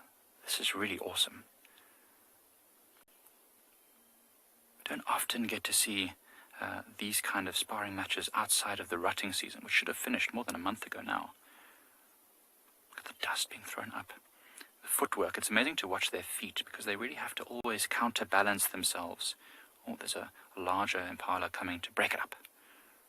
See how they're licking their lips constantly? It's also probably part of the phlegm, when they test the air and they taste things and they get more information. Oh, seen them off. Look at that. The younger impala saw off the older one. So you can imagine they can really hurt themselves. Look how sharp the ends of those horns are. One wrong move and they could stab into the neck, poke out the eye, something like that. I've seen an impala once with a broken horn in its neck. I'm sure it was just fine after a while, but it must have been very painful. for both, actually, because if the horn breaks on an impala, it's like breaking your arm. It's not going to grow back. Or breaking your arm off, I suppose, because your arm would heal.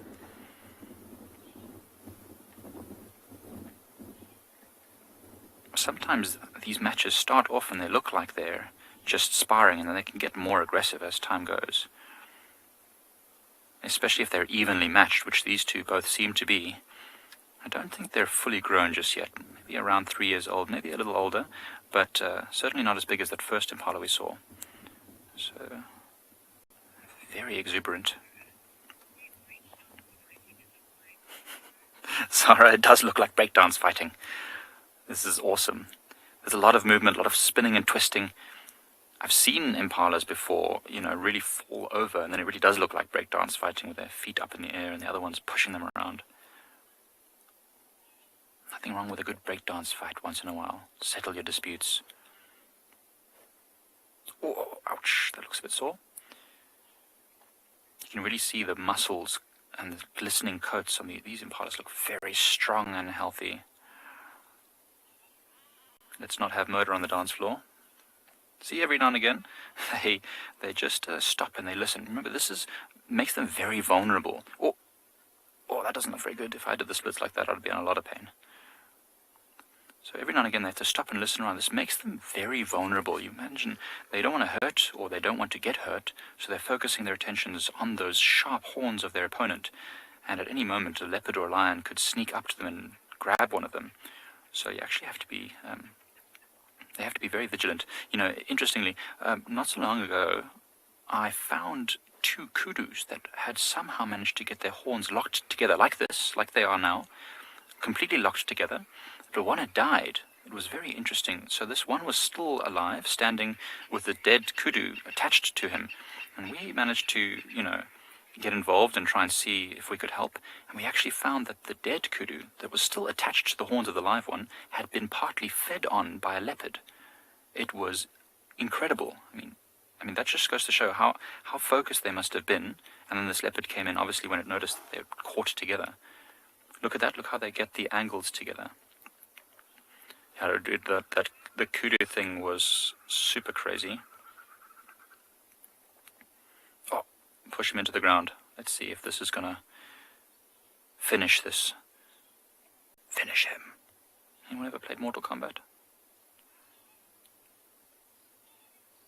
So I've not seen an impala rut like this outside of the breeding season for a long time. So this is really, really awesome to see.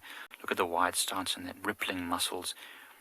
And this is important. When it comes time for the rutting season, it then really does become almost life and death.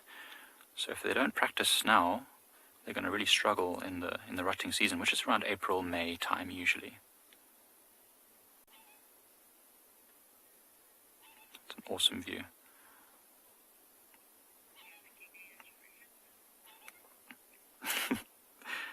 It sounds like you're all enjoying my little references that I come up with. Well, that's what the world's all about. It's what being guiding is all about. It's about finding ways to bridge what we're seeing to what's happening in front of us and create little memories. Well, these impalas are really going for it, and our time is almost up with you all. It's been absolutely a phenomenal morning. It sounds like you've all seen great stuff, and hopefully a lot more of the same this afternoon. We'll see you all there. Enjoy your day. Bye.